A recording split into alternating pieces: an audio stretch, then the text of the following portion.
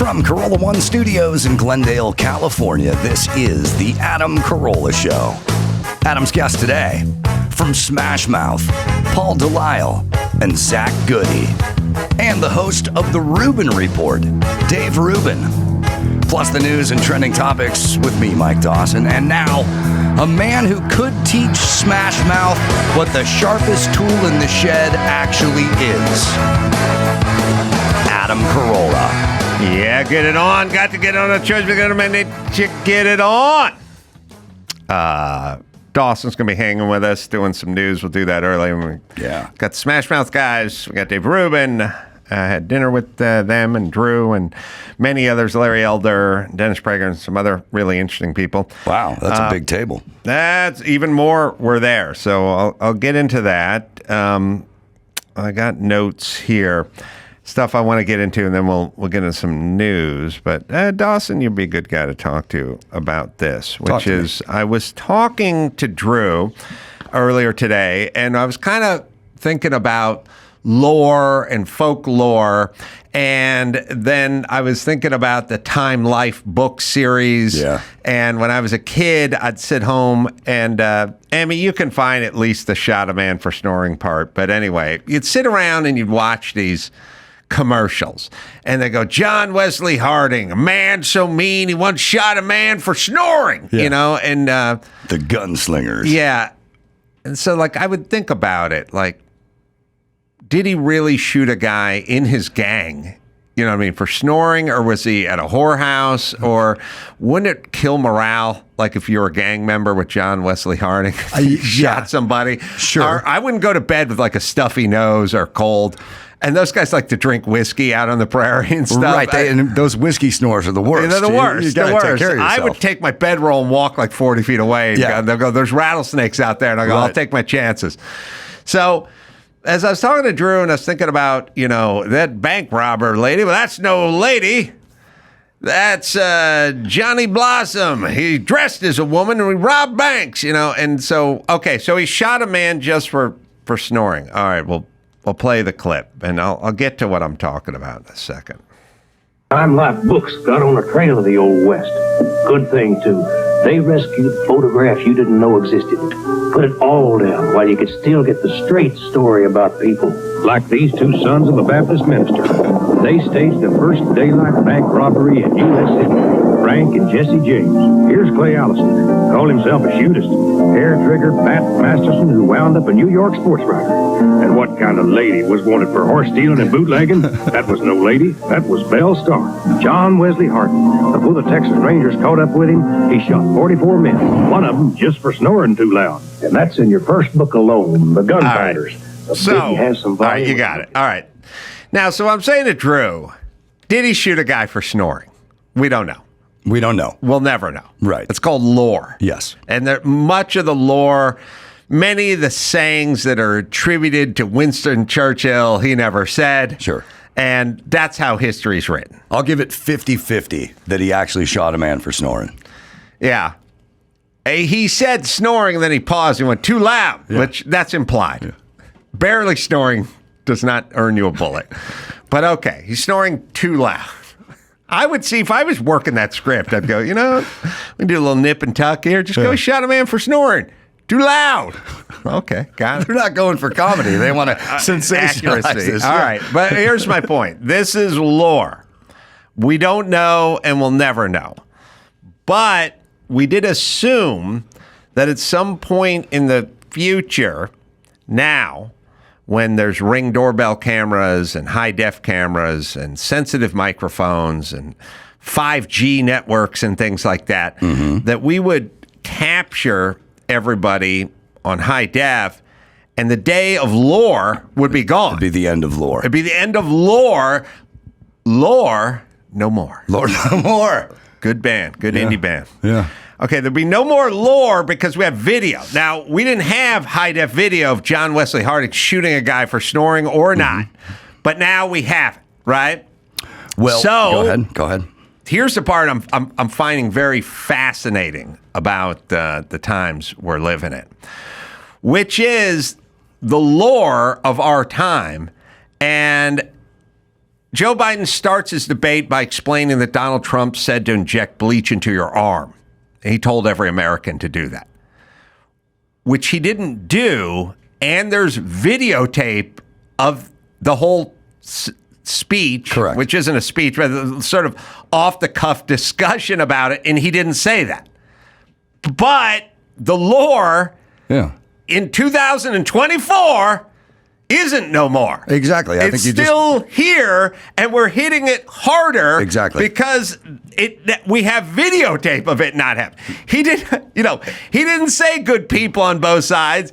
He said good people on both sides. He was talking about people who wanted to tear the statues down and those who didn't want to tear the statues down. And then he said, and he's no way condoning the Nazis or the neo-Nazis. Like, it's all on videotape. There are photographs of Border Patrol agents not beating Haitians. That guy said, the guy took the picture, said they didn't hit him with the reins. This didn't happen. It looks like something, but it didn't happen.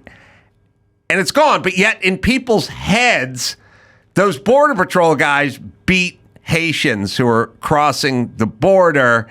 And the list goes on and on. I would now call them cheap fakes and whatnot. But everything from good people on both sides or inject bleach or half the shit that people said about COVID that they said they didn't say, but they said it anyway. It's all on camera, but yet we're going down the lore road. The entire shooting of Michael Brown, like hands up, don't shoot. There's some crackpot female black senator out of whatever that just celebrated his 10th anniversary because he was shot in the back, except for that never happened. Right. He was shot in the front wrestling with a cop trying to get his gun away, and the DOJ sent all their agents down there and they couldn't prove a point because his DNA was on the gun. But yet your lore is taking the place of videotape at this point. So I don't know what chance we're going to have in the future. So we have footage of good people on both sides being dispelled. We have footage of him saying, march to the Capitol peacefully and patriotically. We have footage of all that, but the lore is going to say he told an angry mob to weapon up and head down there for an insurrection. Right. Even though the videotape is not that. Yeah. The videotape on all this stuff is not that. But yet the lore, which Drew pointed out, when there is videotape, you got to triple down in the lore department. Sure. The John Wesley Harding shooting a man snoring, everyone believed that the first time. You're good. Right. Yeah. So that hit it real hard. Well, and I have a solution, possibly. Okay. Because this lore thing is going to fuck us up. Restore the lore. They've restored the lore. Propagating right. so much more lore. Right. Than the only lore we had in the 1850s, and I guess when the Time Life thing came out, was that John Wesley Harding shot a man for snoring. That was our lore. Yes. And George Washington and the apple tree. Right. I cannot tell a lie. Right. Right. So no idea whether that happened, but we don't have high-def footage of him saying, I never said that shit. Sure. Or high-definition footage of him chopping down, a cherry tree. Mm-hmm. I think it was. All right. So, I'm interested that, and by the way, this is Chick Think. This is next level Chick Think, where you can actually have videotape of people saying something different, and you can just twist it into whatever the fuck you want to say. It's the ultimate, but still. Most every Democrat I know thinks Trump said inject bleach into your arm and the good people on both sides, and he was talking about Nazis. Right. Okay. Something that never happened, and there's videotape, and they'll ignore it. And there's a million other instances. Which has done some serious damage. But it's done damage. Okay. Here's what I think we need to do, because this is going to happen a lot moving forward. And then we just got into it with the cheap fakes. What was Biden doing? That's edited. He was just enjoying a Juneteenth concert. There's nothing to see here. Sure. A lot of stuff. He was rocking out, dude. He was digging it. There's a lot of, he loves Patti LaBelle. All right. This is going to keep happening. It's never going to stop happening. What we need is NBA refs and or NFL refs, and they got to go under the hood in real time. So in football, the guy's foot was in bounds, the guy's foot was out of bounds. We settle it right there. Right on the field. We don't go, well, let's see what Joy Behar has to say about it Monday. We just go, a dude goes, they stop the game. The guy walks to the sideline. He puts the hood over his head, and he just looks at 3 different versions of inject bleach or 3 different versions of peacefully march. Good or bad, Biden, at Juneteenth or whatever, goes under the hood, makes a declaration, moving on. We're not going to keep arguing about this. We got pictures of Haitians being whipped or not being whipped by Border Patrol. We got Trump saying inject bleach or don't inject bleach or something else. Could we use disinfectant in the lungs or some version of that? We have peacefully march. We have good people on both sides. We have all sorts of this. NFL ref under the hood right now, make a declaration. And just like the teams, I don't care if there's 15 seconds left in the Super Bowl, and this is the difference between winning and losing. That guy made the call. That's the call. We're done. Okay. No more lore. No more arguing about it. No more. He did say that, or he didn't. It's that if you're a politician, you can't use it on the campaign trail anymore. You can't use your lore in the debates. You can't. Either way, Hunter Biden laptop, real or fake, go under the hood. Whatever it is, it'll work both directions, and then that'll be that. Now, you're not allowed to pontificate on it. Can't turn on Morning Joe and get his version of the lore anymore. It's done, under the hood, made the decision. And after the decision is made, we should have a ceremonial gavel. He slams it down and says, lore no more. Lore no more, and that is it. And then people could go, well, who's going under the hood? Yeah, that's what I want to know. Who do you recommend for this position? I go, well, myself. Okay. Who's going I'll second that. Who's going under the hood in an NFL game? I don't know. Is the guy from Baltimore? Does he like any of the players on the team? We trust him at a certain point to go under the hood. NBA games, they run to the sideline. They look at the monitor. They go, I think his hand touched it. Either way, they decide, and one team's taking the ball out or not. No more lore. Done. Because this is going to get worse. It's going to keep going. And it also proliferates. And 100 years from now, they'll be saying shit that didn't happen that we have videotape of, and they'll believe it. Now, should this be a man or a woman? It's got to be a dude. It's got to be a dude, right? Yeah. And we can point to the NFL. I'll let, if Megyn Kelly and Margaret Thatcher have a child, I'll let her, and it turns to be a girl. They might. I'll let her do it. Now, have you noticed, a quick you got to tangent get certified on under the hood.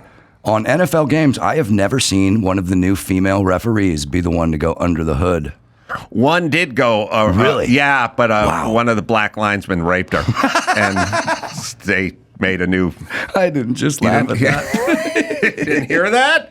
Yeah, so there's a new policy. Okay. Yeah. Oh, she can't go under the hood without an escort. Yeah, no more. No. Yeah. And look, he happened to be black. I'm not saying it's because. It always ends in rape. I'm not saying it's because. Anyone who wants to write letters saying he happened to be, which is progress. All right, so under the hood, can we sign off on Problem this? solved. And no more.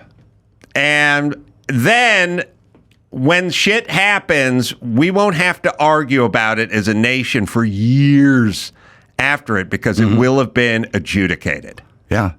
Think of all the time we could save to stop trying to convince people the that bitches things from they The think View would have didn't. nothing to say, though. Yeah. They wouldn't have a monologue. Yeah. They'd have nothing to talk about because their entire life is lore. And they're going to lose all their money because they can't do the show anymore. Maybe we put in a little fund for these people who are going to lose all of their work for perpetuating lore. Maybe a rehab program. All right. I think Enough it's a great about idea. me. I'm standing by my ideas. Let's talk about your ideas in the news. Let's talk about your buddy Alec Baldwin won a huge victory in court. Yeah. The judge ruled that prosecutors cannot introduce evidence of Baldwin's role as a producer in the film Rust. Well, that was the real exposure. And I said it the whole time. I was like, look, as an actor, come on, someone hands him a gun, tells him it's cold. That's not his fault. But as a producer, if we find a bunch of emails saying we got to save money on the gun handler, for lack of a better term, then that might land in his lap. That would make sense. But essentially, I mean, if without that, he's just an actor with a gun that he had zero assumption to think that he wouldn't even think that this is loaded. Right. He's not a gun handler, a main gun handler would say, if you got a gun in your hand, you better make sure it's not loaded. Yeah, I get that. This is an actor on a movie set. Common sense says this case is over. Baldwin's a free man. Me and Mike went shooting in Utah. What else went on that? Anyway, we went shooting in Utah, right? We got the whole safety speech, with the rifle, and you always have facing down, and it's always facing down, and you never, whatever. Then the guy handed the rifle to Mike. Within 13 seconds, he was swinging it around, talking to people, you know what I mean? Like, you go, you never, whatever. Yeah, I know, but people, they're not Arlie Ermy. They do it, Okay. His big thing is he sat down with Stephanopoulos and he said he didn't squeeze the trigger. And then the FBI forensic guy says this gun will not fire without squeezing the trigger. Yeah. And he should have never said, I never squeezed the trigger, because now we're arguing about him squeezing the trigger. He should have said, look, if I was making a movie about Wile E. Coyote and somebody handed me sticks of TNT with an alarm clock on it and I was told to put it underneath a school bus and it blew up, that wouldn't be on me. That's on the prop master. Right. And they'd go, you never take TNT and put it on it. Right. I was handed to a prop master handed me this thing and says it was fake. What do you want me to do? I think that's a good argument for Baldwin's the Wile E. Coyote one? The Wile E. Coyote argument. I'll tell him that. The other thing is that I think they already got their pound of flesh out of this one. Hannah Gutierrez Reed was the armorer. She's been found guilty of manslaughter. I believe they sentenced her to 18 months. She'll probably do a little less than a year. All right. I think they got it. I think Baldwin's a free man. Yep, I do too. Rob Reiner continues to be awesome. Oh, yeah. Yeah, he's now calling for President Biden to withdraw from the race. He put a tweet out, or an X out. It's time to stop. I'm going to just read this. It's time to stop fucking around, he says. Find Reiner on Maher. Oh, we got it. With that clip, because it makes me laugh every time. But, yeah, go ahead. We're going to set it up with Bill Maher at the top, but I'll read the tweet really quick. I like Rob Reiner, by the way, but he has Trump derangement syndrome, and Trump derangement syndrome makes you stupid because it makes you do shit you wouldn't normally do and say things you wouldn't normally say. So I like Marty DeBurgi, Rob Reiner. Yeah, me too. USS Muff Diver. He says, it's time to stop fucking around. If the convicted felon wins, we lose our democracy. How do we lose our democracy if people vote for a president? Anyway, Joe Biden has effectively served U.S. with honor, or us with honor, decency, and dignity. It's time for Biden to step down. Let's listen to that. Let's watch that Bill Maher clip. It's pretty awesome. It's from 2 years ago, but you can watch the process. The thing that I always like about this clip is you get the Rob Reiner process, and you can hear it's a shape-shifting process. But just listen to how he makes his arguments. By the way, I should set it up that Bill Maher was just saying, look, the press lied about Hunter Biden's laptop, so what are we going to do about that? Is that okay? Because it would be okay in Nazi Germany or, with the French resistance. So it's basically this. If you're in France in 1943 and you're in the resistance and you have forged papers, is that an immoral thing to do? And the answer is no, because you're fighting the Nazis. Sure. So we can all sign off on LeBeau from Hogan's Heroes doing the right thing, although lying, right? You're lying. You have a fake passport and fake papers, and you're using it not to be caught by the Nazis. Okay, and be part of the French resistance. So noble, lying, noble. Okay, so now you're the New York Times or USA Today or Twitter before Elon bought it, or one of the 51 experts from the FBI that signed the document saying that the Hunter Biden laptop had all the earmarks of Russian collusion. But if you're dealing with Hitler, it is noble to sign that and to lie. Right. If you're dealing with Hitler, and then the question is who decides who Hitler is? because you guys conveniently decide everyone who you run against is Hitler. And so now you have an opportunity to lie. So I'm with Bill on this one in that, look, lying is lying, and it's a two-way street. It's going to bite you in the ass. Can't do it. But all right, we'll play the clip to Rob Reiner and Amy Klobuchar. So Sam Harris says it was appropriate for Twitter and the heads of big tech and the heads of journalistic organizations to feel that they were in the presence of something that is a once-in-a-lifetime moral emergency, meaning Trump. So he's saying it's okay to have a conspiracy to get rid of somebody as bad as Trump. It's a little bit of a thorny question because once you go down this road, this is sort of where we are in this country. The other side is so evil, anything is justified in preventing them from taking office. Is it? No. You know what's not justified? Using armed violence to try to kill people in the Capitol. Somebody jumped on that applause. Answer this question. All right, hold on. Was it? All right, he's not answering the question. No. Armed violence. One bullet fired during the insurrection. Lore no more. One bullet. I mean, come on. This is the biggest lore no more. Shot fired. Yeah. Capitol policeman, black guy into white chick. Yeah. Face. One death. Okay, one death. One death. One weapon. One weapon discharge. This guy's tied with Alec Baldwin in terms of killing chicks. He's tied. I'd like to get him to a cocktail party and say, you two guys. You don't think you have something to talk about? Oh, yeah, you do. Oh, you got a lot to talk about. Do you think they're going to have a rubber match? I think they're going to both retire. It's your move, sir. Yeah. We both got one notch in our chick-killing belt. Both sitting around, not doing too much. Then we entered their lives. Your turn, Clyde. Yes. All right. Remind me to get those two at the Christmas party now. I'll introduce them. And I'll go, you guys, yeah, you do. And I'll go, Hey. Baldwin, you guys got a lot in common. I go, what do you work in the industry? You key grip? What do you act? Well, no. Security. Oh, what's that got to do with me? Just hear me. Just let me finish. Let me finish. Okay. I'll bet you those two women were the same age, even. Yeah, close. I'm going to give the nod to whoever killed the younger one as the winner. Ooh.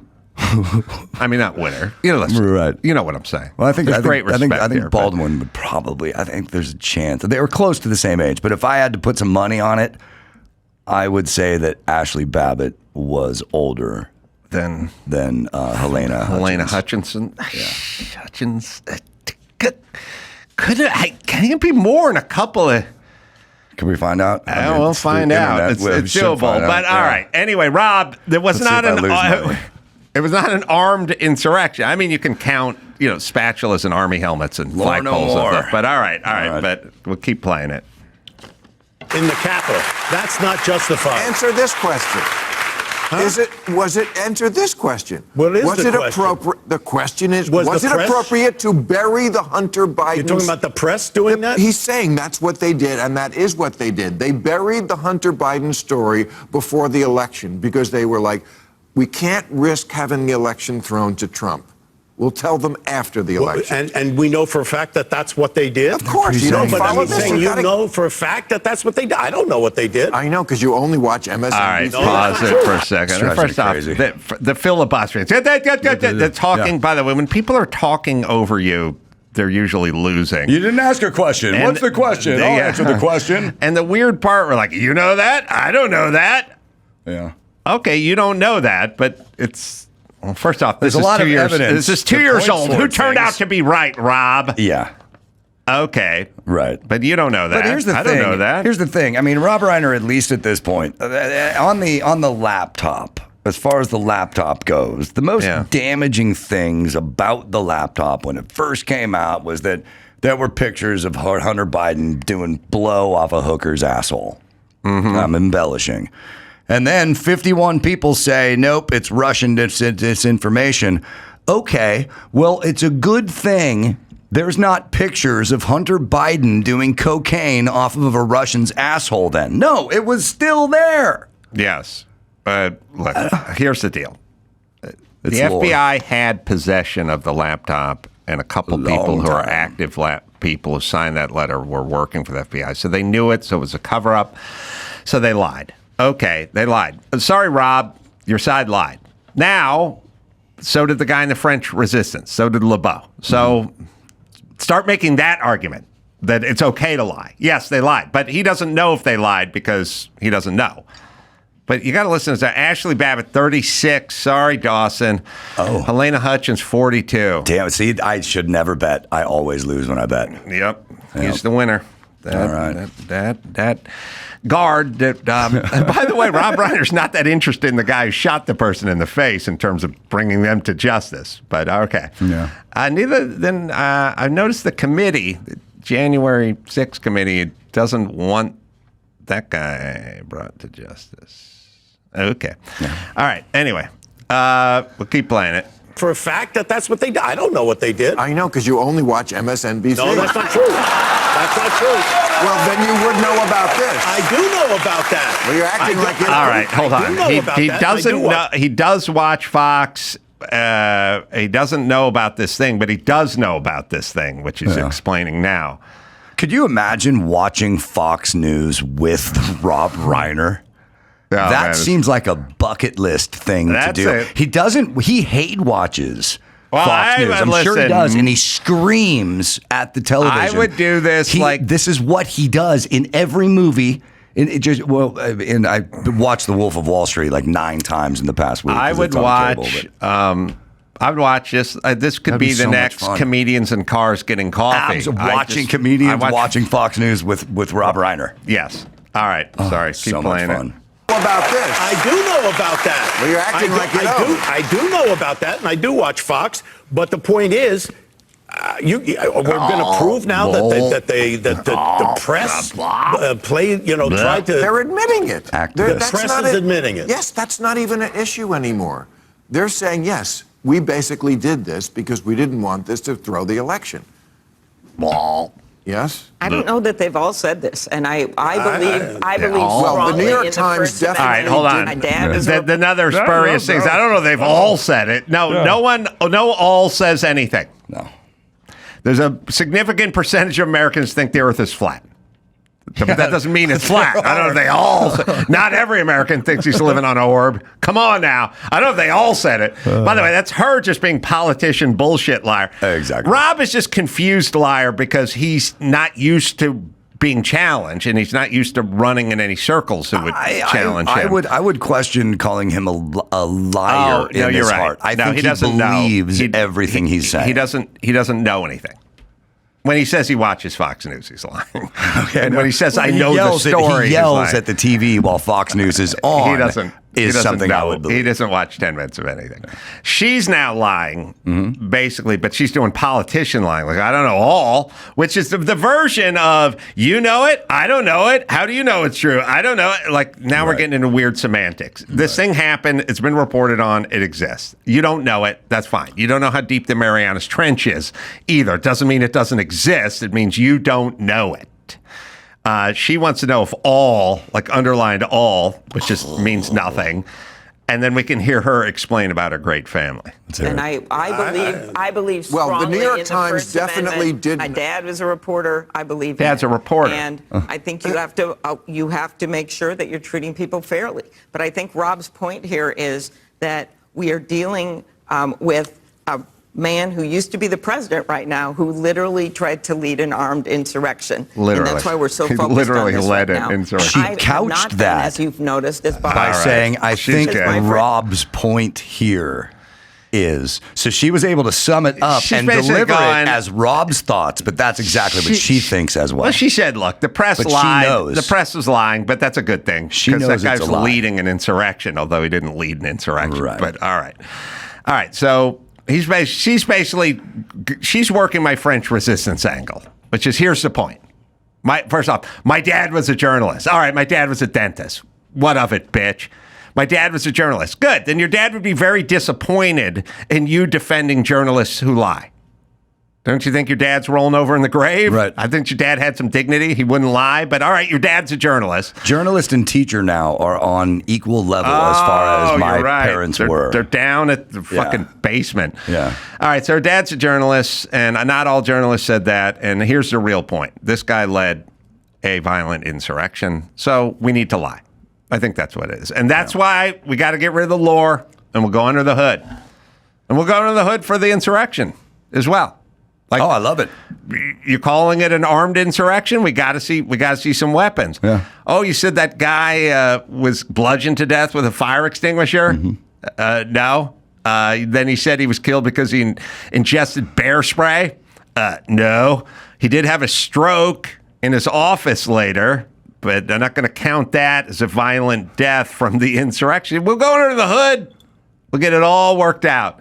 Oh, and also, so how many people died? Well, this other guy killed himself six months later. Yeah. 6 months later. Yeah. All right, I'm going under the hood. Okay. I've come back. Right. I didn't even turn the monitor on for this one, dumb shit. Yep. That doesn't count. Yep. Okay. Here Lore we no go. more. Lore no more. What else you got? New York City just stepped into the 20th century.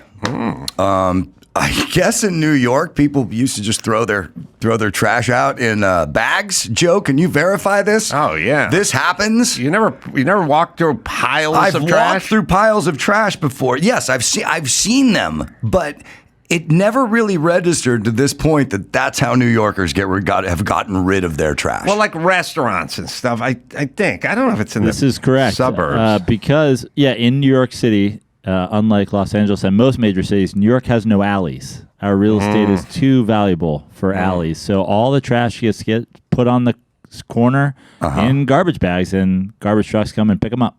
That's it. Wow. Well, Mayor Adams and City Sanitation Commissioner Jessica Tisch announced that landlords who own buildings with 9 units or left will have to ensure their trash is set out in rigid bins. The plastic bins. Now, here's the same here's ones the problem. we have. Yeah, with the wheels. the same ones we've been using for since 1990 at least. Yeah.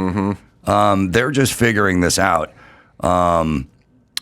They say the new receptacles are going to cost less than $50 a piece. It's unclear if they're making people buy them or not. It's not going to help, dude. You're not going to get New Yorkers to shell out money to buy a trash can. Oh, yes, they will. You think? Tell me why. Because they won't pick up your trash if it's not in a trash can, and that's how they get you to do everything. You can drag all the love seats to the curb you want, Dawson, of your house. They ain't picking it up. That is the only way. I agree. You can bundle up wood and twigs and shit you did from cutting your tree up and throw it out there. They're going to walk right past it. They even walk past it. They won't get off the truck. The bin has the robotic arm. They don't get off the truck anymore. They don't hang off the back of the truck. Okay, but what happens when this trash just starts piling up because they're not going to pick it up? Are they going to dedicate somebody to go through and start opening the trash and find out where it's coming from? Yeah, it's in front of individual residences. Yeah, whoever so the city is not going to pick up your shit unless it's in the right receptacle. That's number one. That's what they do here. That's what they've done here. There's no trash bag out front of your house in Los Angeles. They don't touch it. Right. Then they're going to figure out in the unit, the 6-unit building you're in, who's not using the trash can and who is. And then the guy who owns the building is going to come down on those people or whatever it is. It may be a little bit enforced, like when someone in the neighborhood's letting their dog shit everywhere and not bagging it. Eventually people figure out with the Ring doorbell who's doing it. Right. So there'll be that. All right. Well, let's watch this video from 40 years ago of Eric Adams displaying one of these brand new receptacles. With audio. Give me audio. We always have the sound back from P. Diddy, and now he thinks his shit doesn't stink. Yeah. He just says, he's all riding high. He just pretty much put New York City in a nutshell with this one quote from the trash can press conference. Go. To our trash revolution. And welcome to our trash revolution. Thank you, Mayor. Thank you, Mayor Adams. Yeah. They seem a little behind the times. Last time I was way behind the times. And if they really want this to work and they cost less than $50 a piece, imagine everything they're spending tax money on. It can't cost that much money to make sure that one of these trash receptacles is everywhere in New York. It would do so much more to cure their rat problem than just leaving it up to people to do it. Because people need convincing, and convincing means penalties. Well, the penalty is you don't get your garbage picked up, and that'll fuck your shit up. Right, but you're not the only one suffering from that. Everyone else is suffering as well because there's trash on the streets. People will just get pissed and be like, look, the dudes drive by. They got to pick it up. I don't know. I don't know. I think they should give them out. I wouldn't buy a trash can. I would wait until it is mandated by the city. I don't know what your point is, does it? People are going to pay $46 for a trash can, or they're not going to get their shit picked up, and so they're going to do it. That's the way it's going to work. Well, you got the crystal brain, so I'll roll with that. Yeah, that's how they're going to do it. But last time I was in New York, I saw a rat the size of a fox running down the street. Really? Yeah, like a 25-pound I saw rat. A big ass rat. Now, there's the Willard-sized rats you're used to seeing in movies and stuff, and then there's big-ass New York rat. I mean, this thing was a massive rat just chugging down the street. We're looking at a picture of a 13-pound rat. Yeah, that looks like one of those animals that lives on the Tabasco Island in New Orleans, whatever those are called. Let me think. If there was only someone smart. Nutria! There we go. Thank you. Oh, man. Yeah. You know that story? Yeah. Not offhand. What, somebody delivered one of them and then they just populated the island and took over or something? Yeah. Well, delivering one of them doesn't Or is it a key ingredient? Is it a key ingredient to Tabasco sauce? Okay, here's the story. McNamara family, I believe, who did Tabasco and New Orleans, brought in a bunch of nutria, which are like giant rats from like South America, to harvest for fur. And then a storm blew in and knocked all the cages over, and they all got loose in, Louisiana, in the swamps of Louisiana, and now we have a huge nutria That could be lore. I don't know. Is there a video of it? Well, there's a lot. Lore, I think they'll pay $1 a nutria if you want to go out shooting nutria. Huh. Yeah, there's a bounty. I don't know if there's still a nutria bounty, but they'll pay to kill nutria. John Wesley Harding will just kill them if they snore. They shot a nutria for snoring. Yeah. Let's do one more. All right. Well, the Republic of California is imposing permanent water restrictions for the first time in history. The state's Water Resources Control Board, which I believe is bought and paid for, approved a long debated policy as making conservation a California way of life. We used to have water. We had dams. We can still build dams. We haven't built a dam in a long time. But they've gotten us so used to water restrictions that now they're just going to cut it down. We have the LA River, but now it's just become a bathroom for homeless people. They literally just live in the bottom of the river. We got a ton of rain last season, as I recall, and over 90% of it went into the ocean. It all washes into the ocean with all the fecal matter from all the homeless people. Of course. It goes into the bay, and then they go, "Hey, the bay's too dirty to surf in, so don't go in there for a while." I don't know why we're not more consistent when it comes to this. Cisterns, capture the water, nice big shovel-ready jobs. Didn't we have a desalination plant ready to go that our great governor just said, nah? We had a desalination plan ready to go, and literally like 7 people from the Coastal Commission, probably mostly middle-aged yentas, who probably double maskers and double baggers, if you picture them. Yes. They are in the same circle of the Venn diagram. We had 7 dumb middle-aged bitches, the same ones who told you all about COVID and were wrong about everything. Had about 7 of those people from the Coastal Commission just go, "We're not doing the desalination plant, so move on." Well, that's how we run things, by the way. Like, we can't have nuclear power because most women are against nuclear power. So It's not popular. Most men are for nuclear power because we're pragmatic and we need clean energy. Most women are against it, and we don't get nuclear power plants because most women are against it. And it's basically, I interviewed a guy in here 10 years ago. I was like, why don't we have nuclear power? There's like he was some expert scientist. He's like, that's the cleanest, best way to make power. I was like, why not? Why don't we have one? Not popular.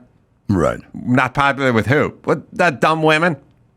They invented a term called no nukes, and there's an N for both words. And then Jane Fonda said it, and so now here we are.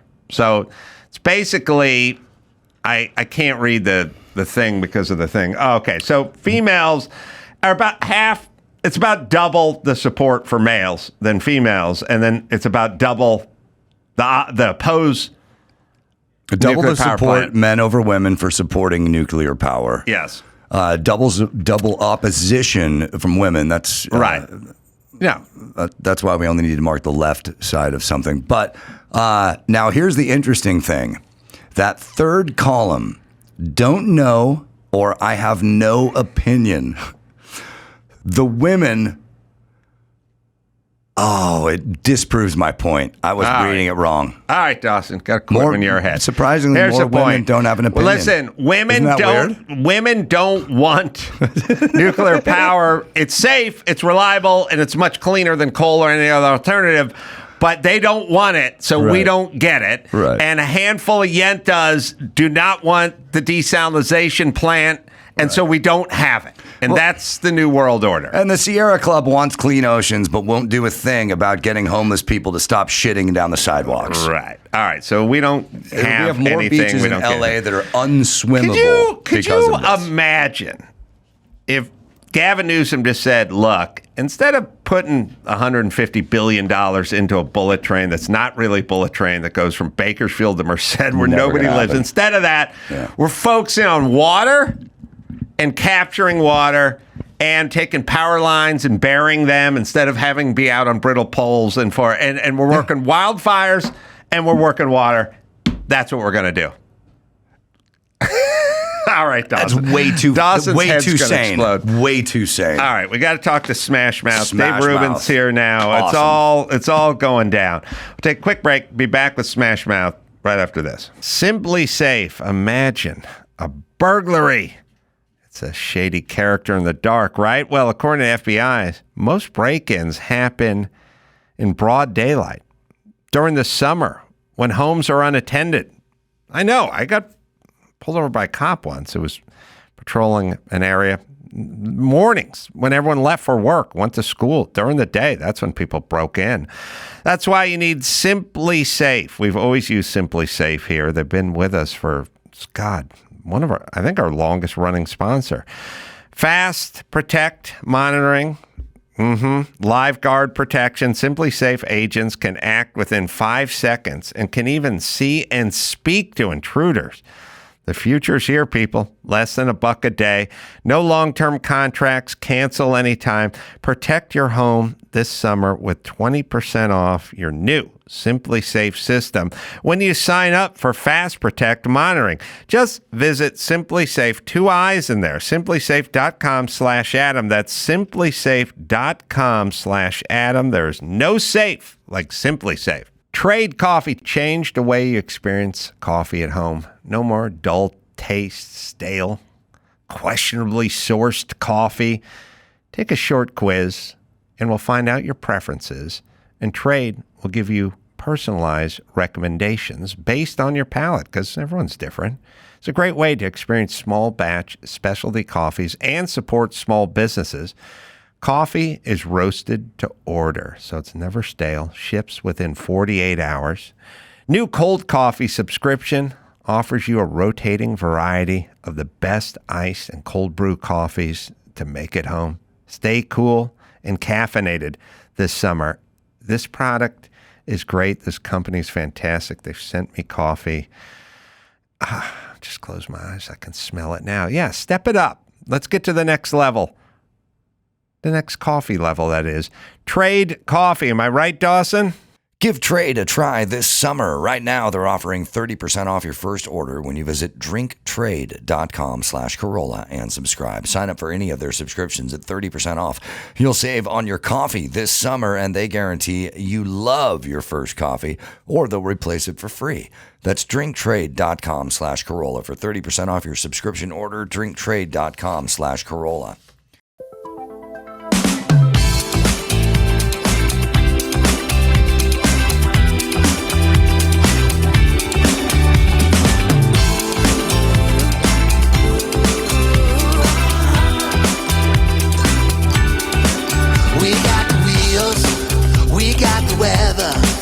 We got the rider.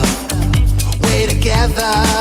Don't let the walls start closing in on. Well, that is Smash Mouth, Paul DeLisle, and Zach Goode in studio. Good to see you guys. Wow, that's us. Incredible. That's you. Paul, only original member with Smash Mouth? That is correct, yes. And Zach taking over the lead singing role. We'll get into all that. I guess Walking on the Sun was first, or All Star was first? What's the first big Smash Walking Mouth? on the Sun was first. Big Smash Mouth. And, of course, I was at KROQ, and I don't know if KROQ broke Smash Mouth. They did. They absolutely did, yes, with Carson Daly. Who had just been transferred from the San Jose station, KSJO, to KROQ, and he was a friend of ours. So, you guys are out of San Jose, right? We're from San Jose. Yeah. Carson was in San Jose. He was in San Jose, yeah.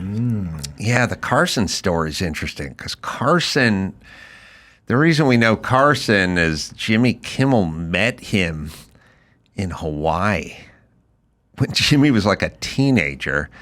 Carson was probably a few years younger than Jimmy, and he liked him. And then later on, Jimmy ended up in Palm Springs, and Carson ended up in Palm Springs. And then Jimmy got him a job working for him at his morning radio station.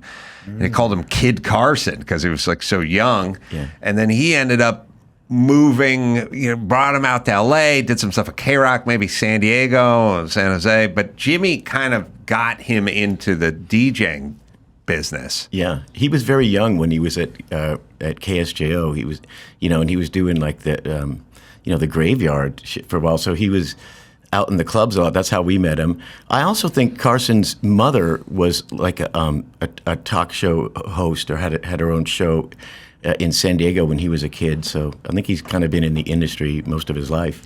So he got on to Smash Mouth from the scene. From San Jose. Scene. Yeah, he actually used to roadie for us for a couple of years. Really? Yeah. We played at his birthday party. And, oh, really? Yeah. So we were buddies with him. And then he got this big promotion to KROQ. And he played Walking on the Sun, right? And he played Walking on the Sun one night, yeah. And then it went to #1. Really? So this wasn't a normal sort of Kevin Weatherly program director thing. Kevin Weatherly was the program director. I know, for sure, but... He is again, I believe, now. Oh, that's right. Yeah, we did an interview with Kevin Kenny on KROQ, and he said Kevin's been back for a while.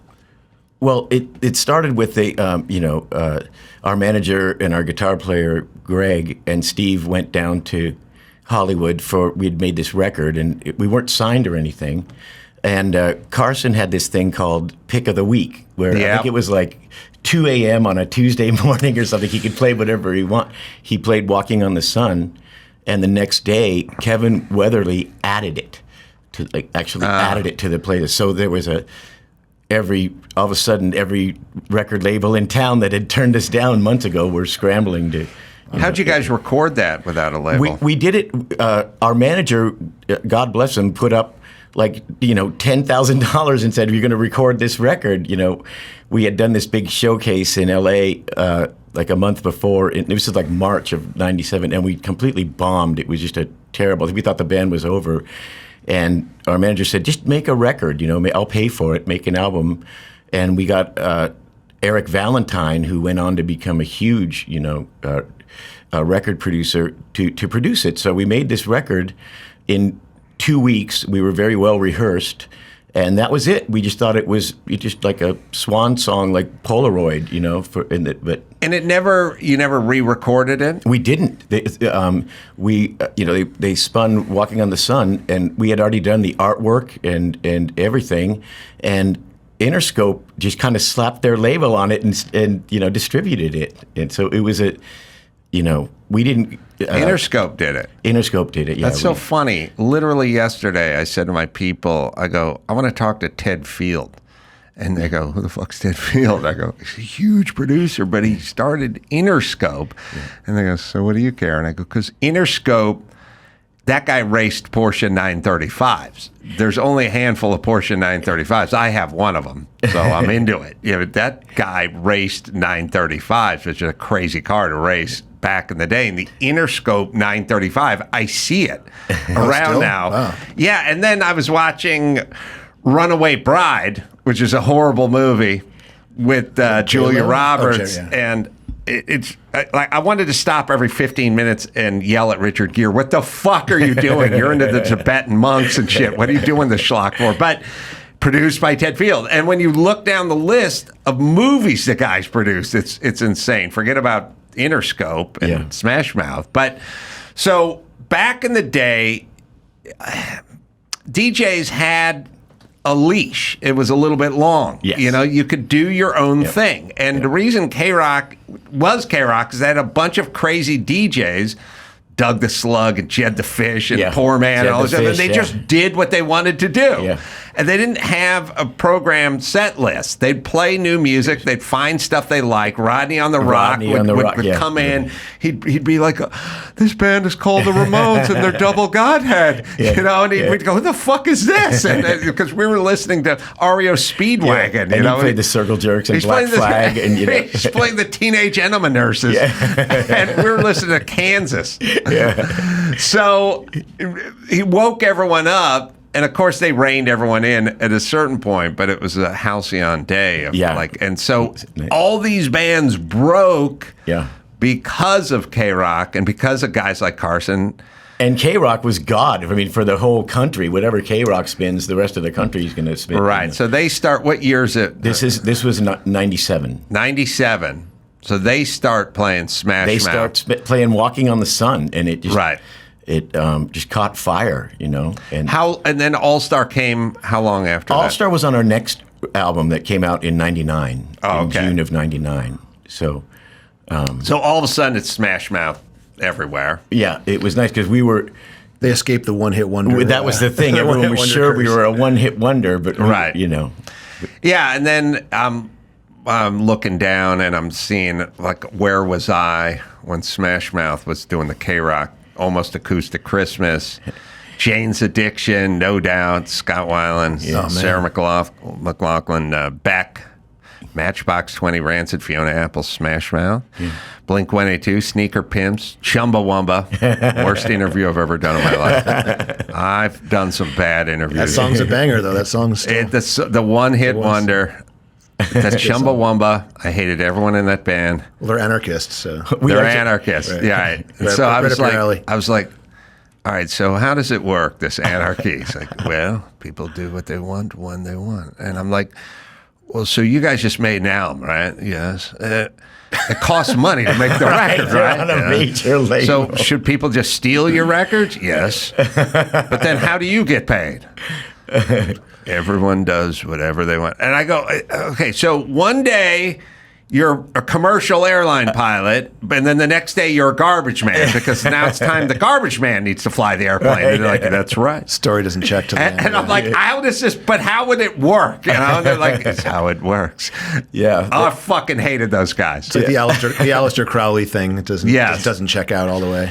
That song actually knocked us off the #1 spot in the Tough Thumping. See, and we were playing a show. It was some television show in Miami or somewhere, and we were about to go on, and the MC goes, "Ladies and gentlemen, please welcome Chumbawamba," and we were like, "Do we go on now?" Or he just introduced the wrong band, and what'd you do? We went on. We kind of hesitated for a second, and then we're like, we're not going to play the song you think that we're going to play, The Weenie Damn those Roast was Red Hot Chili Peppers, Metallica. Whatever happened to those guys?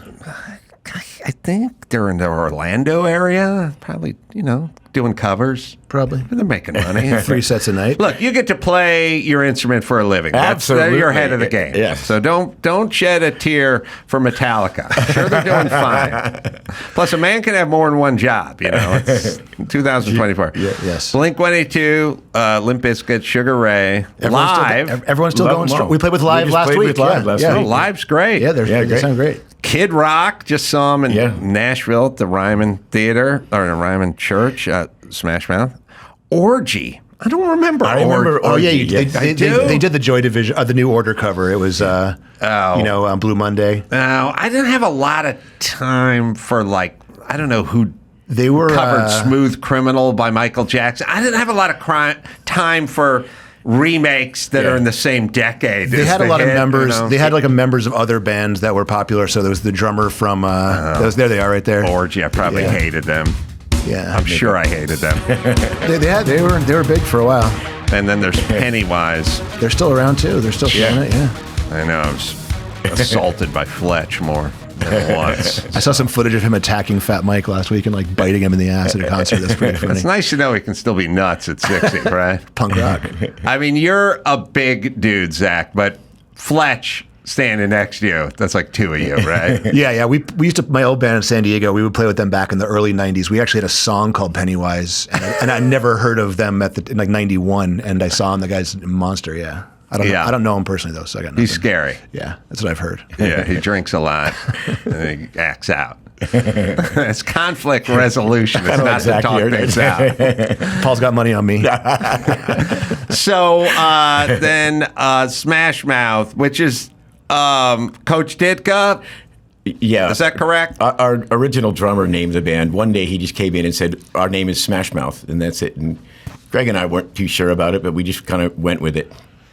It worked out. It worked out pretty I would good, say. Steve passed recently. Steve Harwell, lead singer, big character, fun dude. Maybe didn't know when to stop the fun, or I mean, I would, we'd hang out a little bit, because there'd be the show, and then people go backstage and have a few beers, and it was a good crew, Sugar Ray were fun hangs. Smash Mouth was fun. There were some dudes, not Orgy. I don't want to hang out with those homos, but there were some regular dudes floating around back there Sugar somewhere. Ray was a good hang. The Boss Tones were a good hang. There were some good dude bands back there that weren't pretentious British Chumbawamba bullshit anarchists. Spin Doctors. We were having fun. We're on the same circuit as all of them still, so we get to hang with them every weekend. There were some good hangs back then, and Steve was struck me as the guy we played football with in high school. Yeah, he was a lot of fun. Yeah. And so what happened with Steve?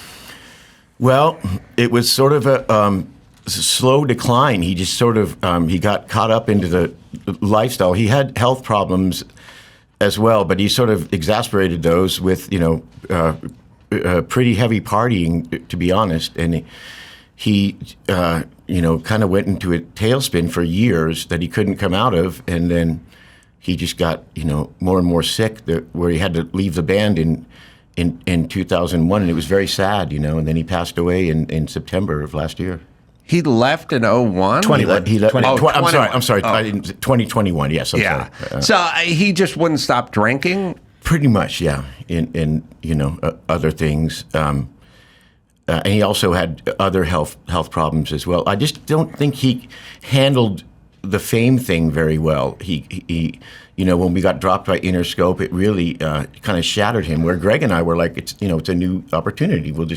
We had our time there, and it's time to move on. He never really recovered from that, and was always trying to, and he just got very frustrated, and just kind of crawled into a bottle. The way up is full of hope and possibilities, but not guarantees, just like possibilities. This like weird excitement over stuff because the trajectory of comedy is not that different than music. It's a long shot. You try, you connect, you run into Jimmy Kimmel and Carson Daly along the way, but they're not anybody either, and there's all these possibilities. And then at some point, things get realized, and then it becomes like a job and a schedule. And then at some point, you start seeing the backside of it. And then you start seeing those guys used to open for us, and now they want us to open for them. There's all that. I also think with Steve, it was a problem of, they say quick ride up, quick ride down. Greg and I had been playing in bands all our lives and kind of paid dues in clubs. Steve, was Smash Mouth was the first band he was ever in. He was just the guy that grabbed the mic and said, "I want to be a singer." So we only played about 19 live shows before we got signed. So we were together for a little over 2 years. So he didn't really pay his dues, to be honest with you. So he just thought, this is easy. This is anyone could do this. So he thought he was king of the world. So when things started not going so well, he was unprepared to handle the, I took the opposite route. I had no success for 30 years. Yeah. Well, he'll be now I'm missed. fine. I always thought the guy was like a fun dude. Yeah, back in the day, he was a great guy. I loved the guy. Greg and I just loved him. He was funny and fun, and he was also very, very motivated, and really gung-ho and got things done, He was kind of a criminal, which helped us a little bit too in the beginning. Tell me a story. Well, which one? Greg and I didn't know. More than one? The beginning, it was kind of Greg and I who were sort of the more artsy, alt rocker guys, and Kevin and Steve, our drummer, who were criminals, and Greg and I didn't really know how. They had chop shops. They stole my bike and my bike. They stole my bike and sold it. They sold your motorcycle? My actual pedal bike. A mountain bike. Yeah. While you were in the band with them, right? While you were in the band, they stole your bike. Yeah, they would steal. They would find crops of marijuana back when it was illegal for my parents and go and steal marijuana. They were criminals. Greg and I didn't really know the extent of it, but it's a weird handy guys to have around because they always had money. Criminals catch non-criminals off guard. Yeah, because you don't think that way. Yeah, they always protected us. They were nice to us, except for when they stole my bike. Yeah. What did they do with your bike? They sold it. Wow. For $40? Something like that, yeah. You can't take a man's bike. You can't, Not in San Jose. On the especially then. So who are you guys going around with now? Because now there's all the nostalgia tours and you name it. The cruises and all the fun stuff. We've been doing all the 90s and beyond shows, Spin Doctors, Fastball, Marcy Playground, Toadies. Oh, the Toadies. Next week is Bare Naked Ladies at a festival. Live last week, Vanilla Ice. Pretty much you name it. And they're all still out there playing to 10,000 people a night. It's pretty incredible, the amount of, I don't know if nostalgia is the right word, but people show up every show. And they're all super cool. They're all at the point in their life where they're like, okay, they realize, like you said, the trajectory might not be, we might not be in the public conversation every day, but the songs live forever and the fans are out there and they have kids now and they show up. It's kind of incredible. And like Spin Doctors and Fastball are great bands. They're great live bands. They never stopped being that, and they're still very entertaining. Fastball's Hit is a great song. Great song, Let's find that song. I don't want you to have to pay licensing for it, but the way. Yeah, it's such a... It's a great songwriter. It's a great... Yeah, it's a great song. And I remember seeing a news... I don't know, it was like 20 or 48 Hours or something, an expose about 20 years ago with these guys, and they were talking about payola and this song, and I don't know, someone's going to have to search the internet for it, but there was a payola. I don't remember that one, but this album, this song and this album are still bangers. Yeah, that's a hit. And they have a lot of other incredible, just really good songwriting. Super nice guys. They're the real deal. Yeah, Tony's a great songwriter. Yeah. This is based on a true event. that was a story about a couple like leaving and getting lost. And I thought it was about a camping trip. I didn't even know what it's about. I think I remember hearing that. Well, it's based on a true story. Yeah, it is. Yeah. I guess you got money for licensing, no problem. All right. Did you have to go out with Chumbawamba? Not yet. All right, you turn it down. No Chumba yet on this man. tour. You know what else was? There were a lot of super douchey. Sugar Ray Lit, they're coming up. Oh yeah, nice guys. Lit, good too. Yeah, I like Lit. Yeah, yeah. There was a whole group of super douche British bands in the 90s. Yeah. They're like Blur. Blur was like... We did a long tour with, Blur. We did a tour with Blur. Yeah. I know, it's the sound you make when you throw up. Their first tour ever was with Blur. Yeah. Oh, really? Tour, I almost got in a fight with their bass player. How big a douchebags were Blur? Except for Damon, the other guys were douchebags. They really What were. the fuck? Someone need to tell those British bands to knock it off. Yeah, They're back. They headlined they played Coachella and this year, and nobody knew. Like nobody clapped, and he got pissed and walked off stage. That's not the Blur I know. Oh, Blur. Yuck. So you were more of an Oasis guy, or neither? They were such douchebags they couldn't even live with each other. The Oasis guys. There were so many Pulp, Suede. There was a whole handful of all crazy. Elastica. Yeah. There were so many douchey. There were so many douchey British.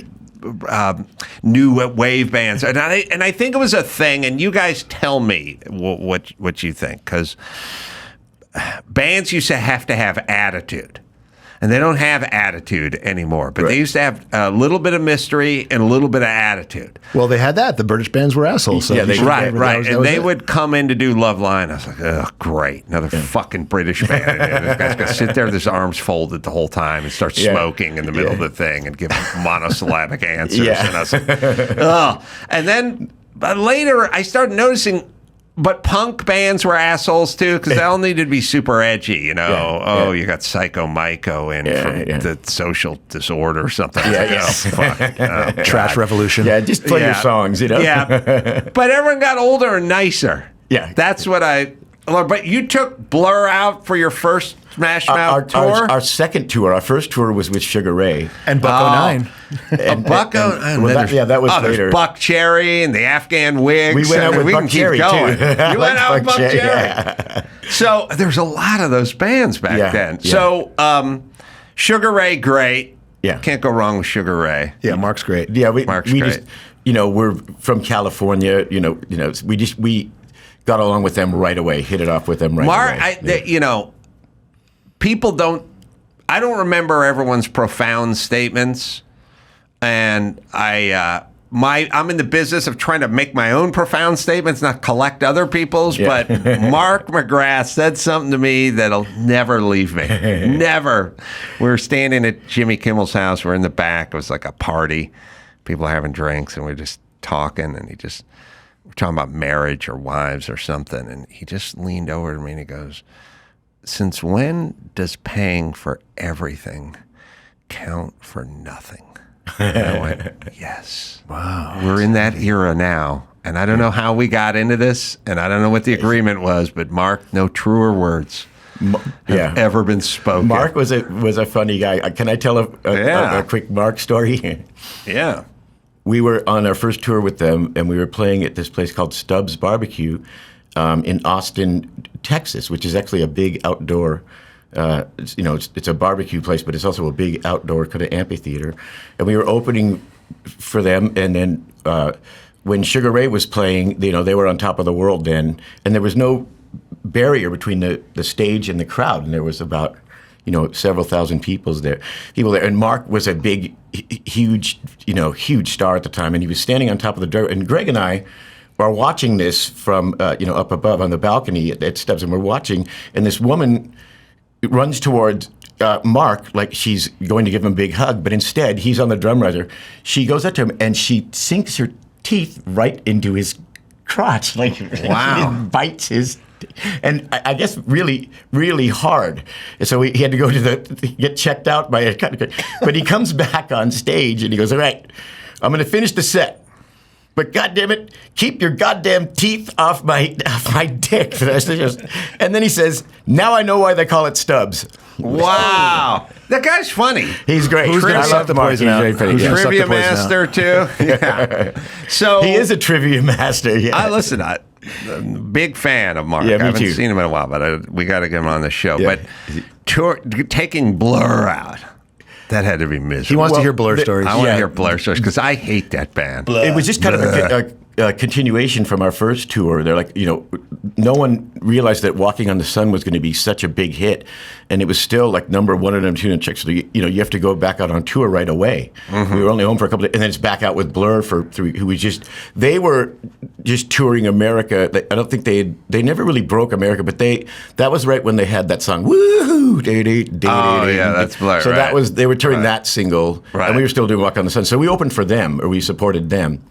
And, it was a fun tour. We were still having a fun time, but they just weren't, we didn't bond with them. So Damon the singer was cool. He was all right. But the other 3 guys, they didn't really want to have anything to do with us, Douchebags. Yeah, pretty much. Blur. Fuck Chumbawamba. Paul has a lot of stories like that from bands back in the day. The other one was Luscious Jackson. Yeah, they wouldn't talk to us either. I love them. I don't know. A lot of bands not wanting to talk to Smash guys, Mouth. Yeah. I remember like weird snapshots of like interviewing Lou Bega and stuff like that. We played with Lou Bega too. He was great. And I was like, so Lou, you're gonna have to strike while the iron's hot because you got this one song that everyone likes, but I don't. But I don't know who else. I don't know what you're following it up with. And he's like, "What do you mean this is going to go on forever?" And I was like, Forever. I was like, I don't know if you have a lot. I wasn't trying to. I haven't seen him around. I wasn't lately. trying to insult the man, but I was kind of asking him, like, you are saving your money, right, Lou? And he's like, why should I save my money? I'm just going to keep going. And I just remember a moment of looking at him going, I don't know if this is going to happen for you. He's making a comeback. He made a Geico commercial or There you something. Go, Lou. Who else? Oh, let's see. Who else back then? I really liked this band called Citizen King. They had kind of a hit that I've seen better days. Like, oh, that's them, huh? Yeah, and they were a really good live band, and we became friends with them. But I don't know what happened with them. Third Eye Blind, they're another Bay Area band that we played with and toured with, and that's another interesting story. Well, same producer. Stephen Jenkins. He could be a little douchey, but he mellowed out. Yeah. In time. I think. Yeah, he had a little douche in him early, though, right? He dated Charlize Theron, so I mean, you could be a douche if that's good on him. I know. You know what? I interviewed him. Right, Charlize Theron. To the best of my memory, he was down, long in the face, and I was interviewing him. Love Line, middle of the night. And I don't know, like during the commercial, I was like, it seemed like you're in a good mood. And he's like, oh, my girlfriend just dumped me because she caught me cheating or something. And I was like, I didn't know who Charlize Theron was in 2000, 1999 or whatever it was. But first off, proving that men can cheat on anybody. Because you can cheat on 26-year-old Charlize Theron, then you can cheat on anybody, right? That's a good point. Right. So, ladies, do not blame us. Any one of us can cheat on, and do not take it as a personal affront. Charlize Theron, I swear, you got to look that story up, but I think she busted him and she dumped him, and he felt like probably he would have liked it to go a better way. That sounds like the Dennis Rodman Carmen Electra story, but anyone can cheat on anyone apparently. Well, she fell out of the ceiling. What was that story? I don't know that story, but I do know. Who are you going to believe, me or your own eyes? I do know that. Oh God, let's see. Michelle Pfeiffer was cheated on by Fisher Stevens. Ooh, allegedly, and. He's still on Succession. He's doing great, so it worked for him, I guess. Yeah, she was the Charlize Theron of her day. Hell yeah! And if those two can get cheated on, and ladies, are you listening? Anybody can be cheated. Life is not fair. It is not. But they, landed on their feet. Yeah, I don't know. What was that? story. When did Steve and Charlize Theron date? I guess that was around when we were on tour with them, actually, in 90, because I remember she was on tour, and she came onto our bus one day, and she was looking for Steven, and I was watching a hockey game. And she's like, I love hockey. Can I watch the hockey game with you? Yes, you can, Charlize there. And we had a few beers and watched the hockey game on the bus. I mean, how hot was she? She was a beautiful, very beautiful woman, yeah. She's still gorgeous. They dated 98 to 2000, so that checks out. He must have done Loveline right around 2000. Yeah. Did they say why they broke up, though? You're doing research on their breakup right now, behind the scenes? Could be a memory I'm having. Your crack production team right there. Let's see. And by the way, where's Dave Rubin? Is he's in town? Oh, did someone? We didn't put the sign up. Oh, was it her other boyfriend? Oh, there's the sign. Okay, the guest is here. It's my fault, and I'll tell you why it's my fault. Because I implement things like when the guest shows up, put the sign in the window. The next guest, you mean, that's going to hustle us out of here in a few minutes? The real guest. Right. The headline. Please welcome Sugar Ray. Mark, come in here. You know, you said something very powerful. Please welcome Blur. No, but the reason this is my fault is because then when at some point someone forgets to put the guest here, I then assume the guest isn't here. Talk for 3 hours. Right. I did say Dave Rubin was here, but then I looked in the back and he wasn't. It was someone else with a backpack. A couple guys showed up while we were walking. Oh, was one of them Dave Rubin? I did. He must have went to the bathroom and I saw someone else, and then I thought I mistakenly said, all right. They were stuffing wine in duffel bags. We can remedy this by just putting the sign up anyway. It'll help me. There's Dave. All right. So, do you guys were you there for the Third Eye Blind weenie roast attack? I remember that. With Green Day? I remember that. We weren't there for that, but I remember that happened. I think it was Orion, the bass player from Third Eye Blind, went out to give him a hug or something, and he punched him. I was just standing there. Yeah. That must have been strange. You know? It was a strange thing to witness because he was screwing around, and then you thought that the bass player from Green Day realized he was screwing around, but he still had a Giant Simone bouncer kick the shit out of him. And then later on, he's backstage with a bottle, and there's some retribution was had. Oh, it was a crazy story. Yeah.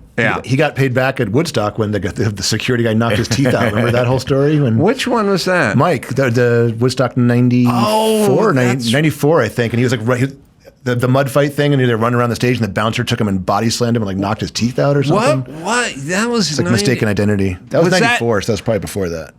Yeah, I think that was before that. I think that was the mud fight. That was 94, right? That was the take a bite out of the sod and throw it back? Yeah. All right, well, let me give some plugs because we could talk about Blur forever. New single and tour, Ride on Tour, and we also got Sunshine Day, right? Yes. Coming out. Yeah, we got a cover of the classic Brady Bunch Sunshine Day song coming out this Friday everywhere with Greg Brady himself, Barry Williams, on the track with us. So it's kind of fun. Yeah. Guys, thanks for coming in. Love me some Smash Mouth. Come back anytime. Thank you. All right. Thanks for having me. And we'll talk to Dave Rubin right after this. Homes.com knows that when it comes to home shopping, it's never just about the house or condo. It's about the home. And what makes a home is more than just a house or property. It's the location. It's the neighborhood. If you have kids, it's also schools, nearby parks, transportation options, all the above. That's why Homes.com goes above and beyond to bring home shoppers the in-depth information they need to find the right home. And when I say in-depth, I'm talking about deep. That's right. Each listing features comprehensive information about the neighborhood, complete with a video guide. They also have details about local schools with test scores, state rankings, and student-to-teacher ratio. They even have an agent directory with the sales history of each agent. So when it comes to finding a home, not just a house, this is everything you need to know, all in one place. Homes.com. RealHomes.com. We've done your homework.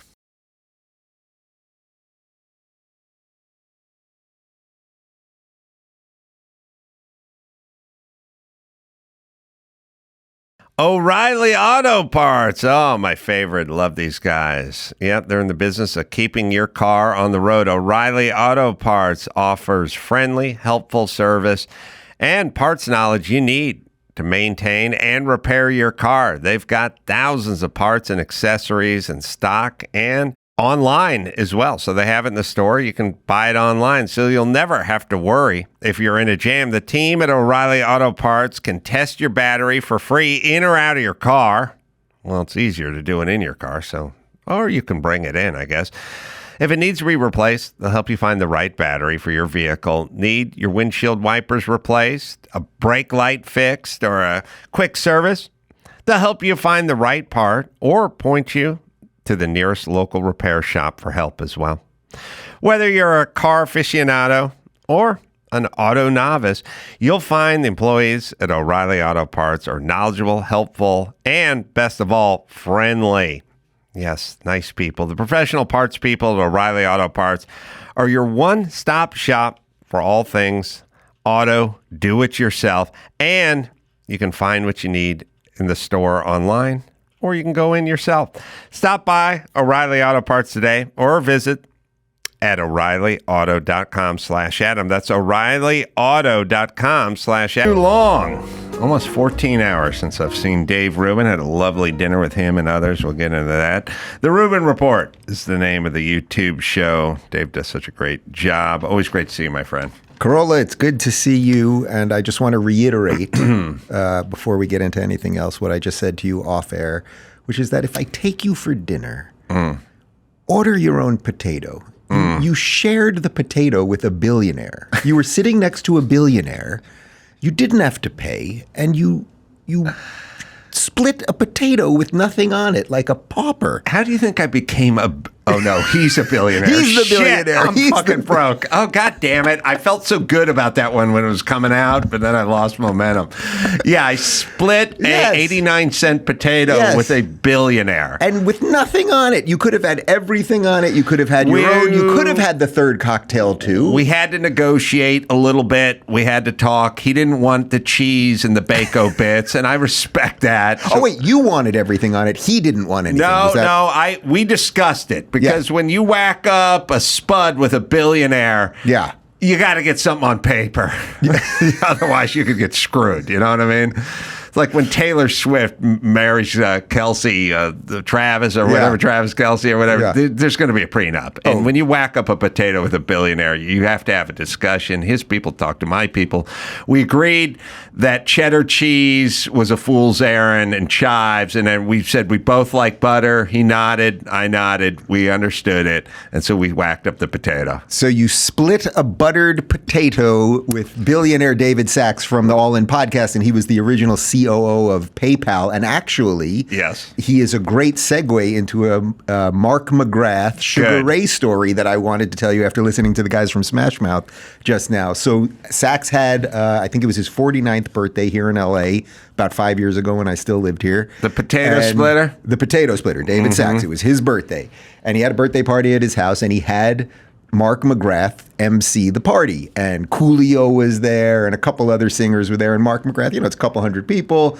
And it's, to some extent, it's a little sort of depressing, like he's MCing the party. It's like cool, but also like, this is what you've got now. You're MCing this thing. And anyway, but he was great. He was absolutely great, and he didn't phone it in, and he was funny, and he was kind of self-deprecating throughout it and everything else. And we had a great, great, great, great night. Yeah. And now when you go to a party for a billionaire, what do you get a billionaire? You have some rich friends. 3/4 of a potato, 7/8 of a potato. I'm more than half, if that's what you're so now I see what was happening. You've been to previous parties with him, and you were trying to make it up with a potato. Yeah. Okay, so we go to the party, and I'm like, I don't know what I can get this guy. Like, what can you possibly get someone that quite literally has everything anything physical that they would want. There's not. You got to get them something they could re-gift to somebody else when they go somewhere. That's literally all you can do. So we got him a nice bottle of champagne. It's completely ridiculous because, whatever. And he's a great, great guy, and they've been unbelievably generous to us and helped us with a lot of things. I mentioned how they helped us when we moved to Los Angeles and we moved to Florida. Miami. Yeah. Thank you. Anyway, so 31 days. Home. 30. Basically, what happened was I was going to stay at his house in Miami for 3 days. 3 days. But then everyone got COVID, so we couldn't close on our house for a month, and he let us literally stay at his house on the beach for a month. Like, that's 31 last night. Yeah, 31. It was pretty amazing. Anyway, so 5 hours go by. It's a great part. Coolio sings. Sugar Ray sings. There were a couple other disco people sing, and they had water people in the pool, water dancing, doing all this stuff. Fire people, all the stuff. Great party, and then it's just the party. And Sugar Ray, Mark McGrath is not Marky Mark. Yeah. Different party. And we go to the bar, and he's standing by the bar, and there's a gift table. And as I said, we brought champagne, but there's all these gifts. And someone brought a black Clase Azul. The Clase Azul fancy tequila bottles. And it was like the Clase Azul Ultra. I think it's usually around $8,000, $9,000, $10,000 bucks. Yeah. And it's sitting there. And it's a gift table where people drop off their gifts. And it was but it was basically all booze, and it was right next to the bar. Right. So if you really weren't thinking, or it was later and you've been drinking, you might think this is just all the booze for the bar. So he literally, we're waiting for a drink. He takes the bottle, and he's like, "What is this?" And I hadn't even said hello to him or anything. And I was like, "Oh, well, that's seriously great." And I love tequila, as you know. And I was like, "That is some seriously great tequila. I have no idea how much that costs. Like, that's a great bottle. I've never tried it. I'd love to one day." But I wasn't about to open He opens up the bottle. He fully did not realize it was the gift table. He thought he was just at the bar. The bartender was distracted. He grabs a big glass, like I'm talking a glass like you have here, like a tumbler. He puts ice about 3/4 of the way and then fills the entire thing with it. And now it's filled. It's about $1,000 worth. I was going to say like $1,400 worth of tequila. $1,400 worth of tequila. And he looks at me and he goes, I don't really like tequila. Let me try this. He sips it and then he's like, nah. And then I drank the entire thing. Nice. I drank $1,400 of David Sachs tequila right out of Mark I ate half his potatoes. So between the two of us, he's going to the poorhouse. Yeah, one day we could have a full meal. I'll drink a full drink. You'll eat a full meal. I just don't like wasting food, so I just felt like he was good for half a tot, and I was good for half a tot. We're sitting next to each other, and I was, it's called breaking bread, not separate loaves. It was breaking potato. So it was Dennis Prager was there last night. Larry Elder, you, of course, Dennis's wife Sue, Dr. Drew, Sage Steele, Michael Shermer. Yeah, a real good group. Yeah. And so God bless you for arranging this thing, because as I admitted to Dr. Drew, we love this stuff and enjoy it so much, but would never initiate it. Yeah. And that's the part that I'm missing in life. You know what I mean? I go, this is great. I love these people. This is awesome. But wouldn't implement it, wouldn't initiate it. Well, first off, I'm really glad to hear you say that, actually, because I said when I toasted to the table last night that the only thing I miss about Los Angeles, and me and you can do the why LA sucks and California is going down the tubes all the time. The only thing I miss is that I miss my friends. I miss the parties that you guys used to come over to, either dinner parties or big parties. I miss throwing the steaks on the grill for everybody. And we did have a great community. A lot of the people have left. The people that we just mentioned that were there last night are basically it. You're within my last 10, and you're on your way out eventually too. But that's pretty much my last 10 that I have here, to have a really just kind of fun, intellectual, ridiculous. We all have these very bizarre public lives too in the midst of all of this crazy thing, and it was just a great night. And as Drew pointed out when I was talking to him earlier today, everyone was there asking questions, wanting to get everyone's opinion on stuff, like input. There was no one, my way or the highway, or, this guy's a billionaire, so you better listen to him, or whatever. Everyone was kind of interested, especially you, and sort of going, what's your take on this, Larry Elder or Dennis Prager? And also, we actually have a huge amount of political variety in that group. Michael Shermer, who was there, he's from skeptic.com, and he's still basically a lefty, at least Democrat publicly, something like that. Then you have Elder more on the libertarian Trump side of things. you and I are kind of simpatico on more of, let's say, like a libertarian, classical liberal position, something like that, which in essence makes you vote Republican. That you have Dennis, who's obviously more of a traditional conservative. You have Drew, who is just waking up politically in light of all the COVID stuff. So not that it was all about politics, but it's cool to just sit with people that you respect and enjoy, and then see all. And Sage is kind of similar too. She's a conservative, but she was just an ESPN anchor who didn't give a crap about politics until COVID, until they bashed her over the head with COVID and BLM and everything else. So you see all these people sit there and go back and forth. And Sachs also. I mean, this was largely an apolitical guy until COVID, and then really got into the Ukraine situation, and shoot the shit and pull and tug and kind of figure out what everybody's thinking. And we laughed a lot and ate potato. You got to witness firsthand Dr. Drew destroying one of my stories, which is I listen. Incredible to me. The thing that's incredible about Dr. Drew is for years and years and years I would sit next to Dr. Drew, because now. We're creeping up. When I say creeping up, we're about a year away from 30 years of essentially broadcasting together. That's crazy. Right? Crazy. And so Drew would always do this. I'd go, so my girlfriend has a VW Squareback that's white, right? And so she parks in front of my apartment every night. So one night I go out there and I see a white VW Squareback. So I'm going to surprise her by putting my ass against the window. And Drew would go, and it was someone else's car, right? And I'll go, Drew, I'm telling a story. Can please just let me finish. I'm setting it up. What do they say about the great comedy duos of all time? They fucking hate each other's guts at some point. They do kill each other mostly, or murder-suicide, right. But they bring out the best in each other, right? George and Gracie, right? What do these people do?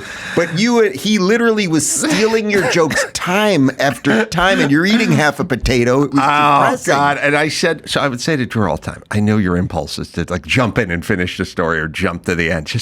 Just hang back. I'm going somewhere. I'm going somewhere with this. So at some point, I don't know if it's him. I can't remember if it was you, but someone goes, tell us the story about getting into radio. It's a great story. No, it was him. He told you to tell the story, and then he ruined the story. He set me up. So obviously the story is Jimmy Kimmel, but Jimmy Kimmel went by Jimmy the Sports Guy, and he was going to fight Michael the Maintenance Man. And we had found a group of people at this table who were not familiar with the story. So I went, oh, all right, these are virgin ears, and I will take my time. And everyone at that table, I would say, is a master orator. These were true communicators You're at that really table. talking about a sort of world-class Mount Rushmore. You got Larry Elder, and he's sitting next to Dennis Prager, and Dave Rubin's at the end of the table, and you got some talkers, and they're good at it. So you kind of realize when you're telling stories to guys who tell stories and are real good at it, that you'd like to kind of be on your game and make it entertaining. So I'm doing the part where, and then Jimmy the Sports Guy, and then Michael the Maintenance Man, and I keep saying Jimmy the Sports Guy intentionally, because at the end... But I was not getting it. I was not getting it yet. People love it. Yeah. And I go, and this guy comes down the hall, and he says, Jimmy the Sports Guy. And he says, are you the boxing trainer? And I go, yeah, and we're going to teach boxing. And that guy turned out to be Jimmy Kimmel. Except for that Dr. Drew would not let that happen. 3 minutes earlier, this is the story about Jimmy Kimmel. And I go, and then Jimmy the Sports Guy, and he goes, that guy was Jimmy Kimmel. Tell him that. And then like, Drew. And then I had to stop and yell at Drew in front of everybody at the table. It just left you with a broken story that you half-assedly I'm done with my story. And then to watch you with the dry potato after that, too, with your small I dry picked up my potato, I ate it like an apple. So, that was Dr. Drew. It is Dr. Drew. I said Jimmy the Sports Guy 5 times, and at some point, he just yelled across the table. The thing that's weird about Drew is I've said to him 55 times, just don't do it. Don't do that. Just sit back. You don't have to do anything. Just don't jump in and don't jump to the end. Can't do it. All right, I'm gonna have some kind of intervention with him on television. He's famous for doing these sorts of things. That's I'm right. gonna bring him. You're ruining his comedy career. it's too late. It's already ruined. By the way, did you note, to me, the most interesting part of the evening was that when it devolved, as every conversation in Los Angeles does, into, my God, we all must leave, it's horrible here, that I said this, but it was true, that I have not had that conversation in now 2.5 years, because I've been gone for 2.5 years. Crazy. So it was really interesting for me to hear everybody being like, oh, the homelessness is still horrible and the drugs are still horrible and da-da-da-da. And then, of course, you have the off-ramp here because you are at least making some moves. I don't know if it's physical yet or just mentally or whatever, but to hear that thing, it's like to just hear that sort of crazy conversation over and over, and then everyone explains why they can't move because they have this consideration or that consideration. I'm not diminishing any of that, but I just haven't been around that. Now when I'm having, and you'll come anytime next time you're in Miami, and we do these parties, everyone's like, I'm here now and I'm loving it and things are great and this is happening over here and the houses are going up everywhere and everything's amazing and the businesses are blowing up and it's safe and you can't steal deodorant. And It's funny that of all places, when Newsom tries to pick on a red state, he goes with Florida, the one that everyone seems to love the most. Well, because he's a soulless, evil, psychotic piece of shit. He is, but the question is why isn't that apparent to people? Like when I hear Kamala Harris speak, or even Jill Biden. By the way, who's more annoying? By the way, in terms of the mouthpiece, is Jill? Well, it seems to me that Jill's more annoying now because she's so directly tied into the evil thing that we all see happening. Where Kamala, it's unclear how much she knows about what was going on with Biden or how important she's been in this game. But when Jill now, it's more obvious. Like you were Palpatine. When she's like, Joe, you did so good. You're a big boy. You answered all the questions. Everybody loves you for what you did. It's grating. I don't. All right, I'm confused about many things, but my thinking is this. So it's weird that people, as a human being, you're used to people sort of having the same or a general like-minded perception of somebody. Mm-hmm. So, let's just break it down because I've never really thought about this. But straight dudes, when a hot chick comes in a party, they don't go, oh, look at that 5'10" blonde with the D cups. I personally think she's attractive, but Bert, what about you? They go, look at that fucking knockout. And then the other dude goes, she's smoking hot. For the record, I can appreciate when a hot chick walks in. Come on now. All right. So, listen, I'll share a potato with you, man. I'm not Italian. So the point is we have a kind of universal thing, and when a big, fat, scary person walks in, they go, Jesus Christ, look at that guy. And like if someone comes in with really bad BO, or bad plastic surgery, or whatever, you just go, Jesus Christ, look at her. What a fucking shit show. She paid for that shit? God damn, someone's got to tell her. And then the person you're talking to always goes, oh my God, I know. So then when Gavin Newsom comes into the party, interesting. And then guys like you and me, I am like, my reaction to Gavin Newsom is like in a 90s thriller movie where there's a good-looking blind chick and the killer shows up to take her out on a date and the dog is growling at the guy and you go, Rex, what's wrong, Rex? Come on. Like the dog knows something, Gavin Newsom makes my skin crawl. Yes. And Kamala Harris makes my skin crawl too, not as badly. Nancy Pelosi makes my skin crawl. And then there's people, on the right and on the left that are like, there's people on the left that are sort of normal and sort of, you go, all right, I disagree with, I don't know, Ted Lieu, but it doesn't make my skin crawl. You know what I mean?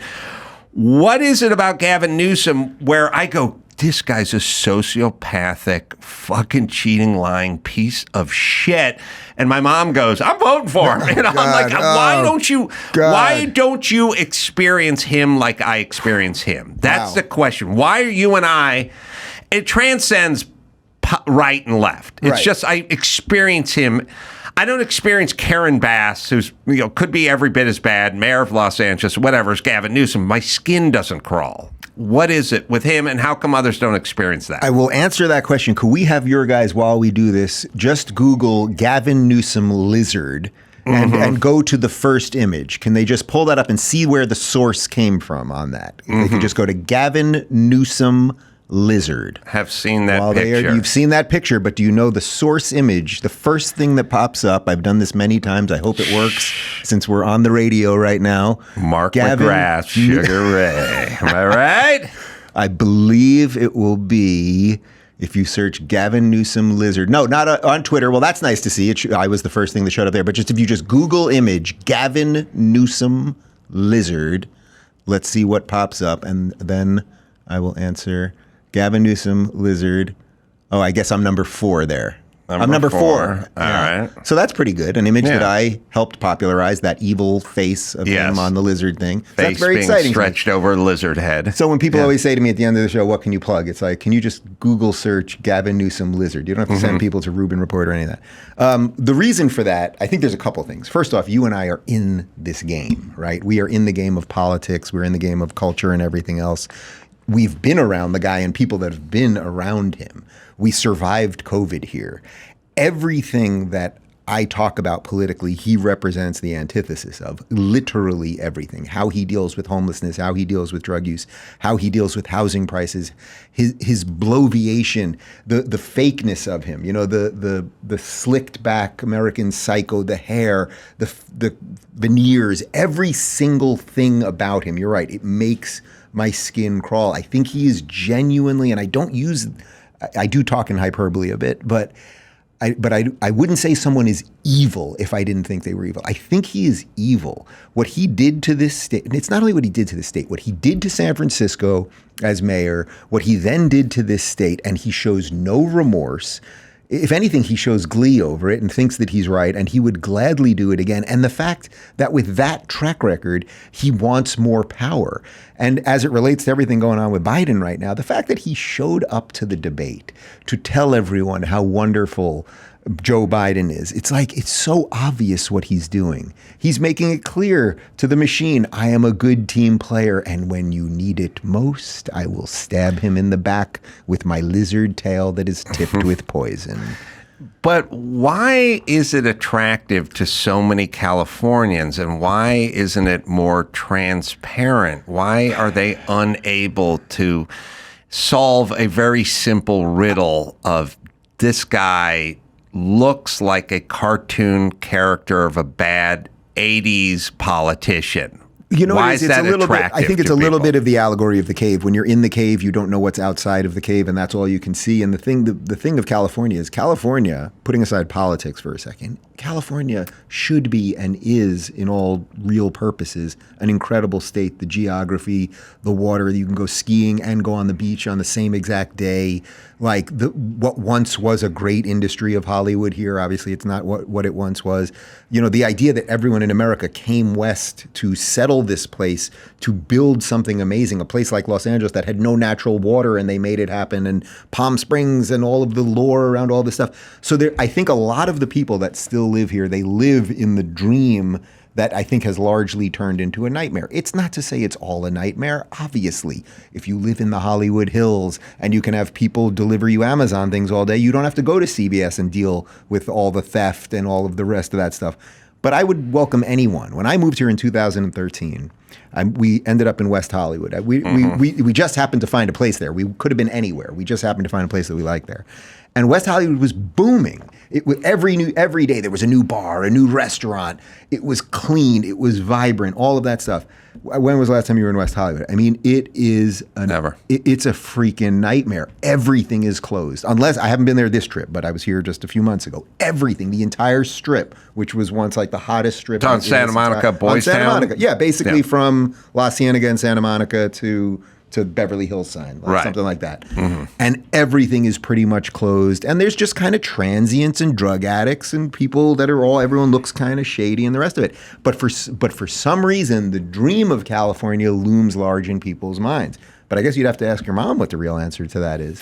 My mom would always vote Democrat and didn't really matter who it was. And for her, it was like a moral decision. It was like, yeah, the economy or the homeless or the border or the education or whatever. But these are good people and we need the good people, which is basically sort of the pitch. It's sort of Biden's going, look, maybe not a great record, not much to run on, but listen, I'm not evil, and I love black people, and and I love. Did I mention I love black people? Yeah. And so here we are. So what do you want? You want the person who hates black people, or the one who loves black people? And I'm like, I'd like the one who does the most for black people. I don't even want the one that does the most for black people. I would like everyone. The one. I would like the one who doesn't even have to do anything for anyone. How about the one that gets out of our way but does the basic duties of government, which would be at least protect the border and make sure that, say, I don't know, that the world kind of fears us a little bit. How about not much more than that? Well, so for you bring up my mom, and then there's your mom, and it's funny how I think if you're conservative and one of your kids goes off to Berkeley and becomes liberal, you kind of roll your eyes a little bit, be like, maybe they'll grow out of it or whatever. You just put a pause on the will for those years. That's all you do. That's what those kids, what are they going to, how else is this going to work? You tolerate it. The other way around, it's not really tolerated. No. You stop, Hollywood, you stop getting invited to parties. You're not, I was right about all things COVID, but I was punished for all things COVID, and I'm not invited to the parties anymore. Yeah. So it is weird when your own family does it, and my family's pretty progressive, and I didn't really get shunned, but didn't really agree with anything I ever said. They don't keep a batting average of what you're right about and what you're wrong about. They just don't like what you're saying, Yes, and you don't get maybe you were right about some of that stuff. I haven't gotten a lot. But with you, your family was more involved with you and, connected. And I think your politics was a bigger wedge than a lot of people would have said, well, you said last night coming out to them was no big whoop. It wasn't a huge cataclysmic thing. It's tough for everybody to some extent. This was a bigger. But this was bigger. What I was saying last night was that my political evolution, let's say, or sharing my political thoughts, really, there were a couple. Trump and COVID. Right. Supporting Trump the second time around, I didn't support him the first time, and then my position on COVID, which basically was after 15 days to slow the spread, on day 16 I was done. That was my position, and clearly guys like us largely were right just by being skeptical. I'm not a doctor, but I was skeptical, and through that skepticism, most of it turned out to be pretty damn true. And I'm thrilled that I didn't get vaxxed, and that none of my guys that worked for me got vaxxed, or that I was psychotic enough to encourage them to get vaxxed as if I'm their doctor or anything else. But my parents and a lot of my family were more on the other side of that thing. And I think as the worm has turned on this, where it has now become more obvious that social distancing was made up and masks never worked and the vaccine wasn't a vaccine, and seeing delayed speech with kids and all the things that we could do for 5 hours, coupled with not necessarily coming around on Trump, but coupled with this new situation on Biden that is just absolutely undeniable. I am seeing a little crack that maybe they'll be either voting a little bit differently or coming around one way or another. But you know what it's like. Yeah, it's like they always ramp up the fear when they need to. It'll be the day before the election. All these people will be like, I am going to vote for Trump. I'm not going to make a big deal about it. And then suddenly they'll do some other thing. It turns out he was Hitler, I think, to me, the metaphor, maybe tell me if this rings true for you or what have you. A lot of those people got humbled. They got humbled by the dribs and drabs of articles coming out that maybe the shutting schools down hurt kids, and maybe it hurt the inner city kids, what was more impactful to those kids, and that the vaccine wasn't as effective and could have been dangerous and unnecessary for many. And as it turns out, vitamin D and sunshine and exercise would have been the best. And here's the morbidity rate for people with no comorbidities, and it's 99.9996. Like, as the stuff trickled out. Now, so for me, I was no scientist, and I was not on the internet scrubbing data.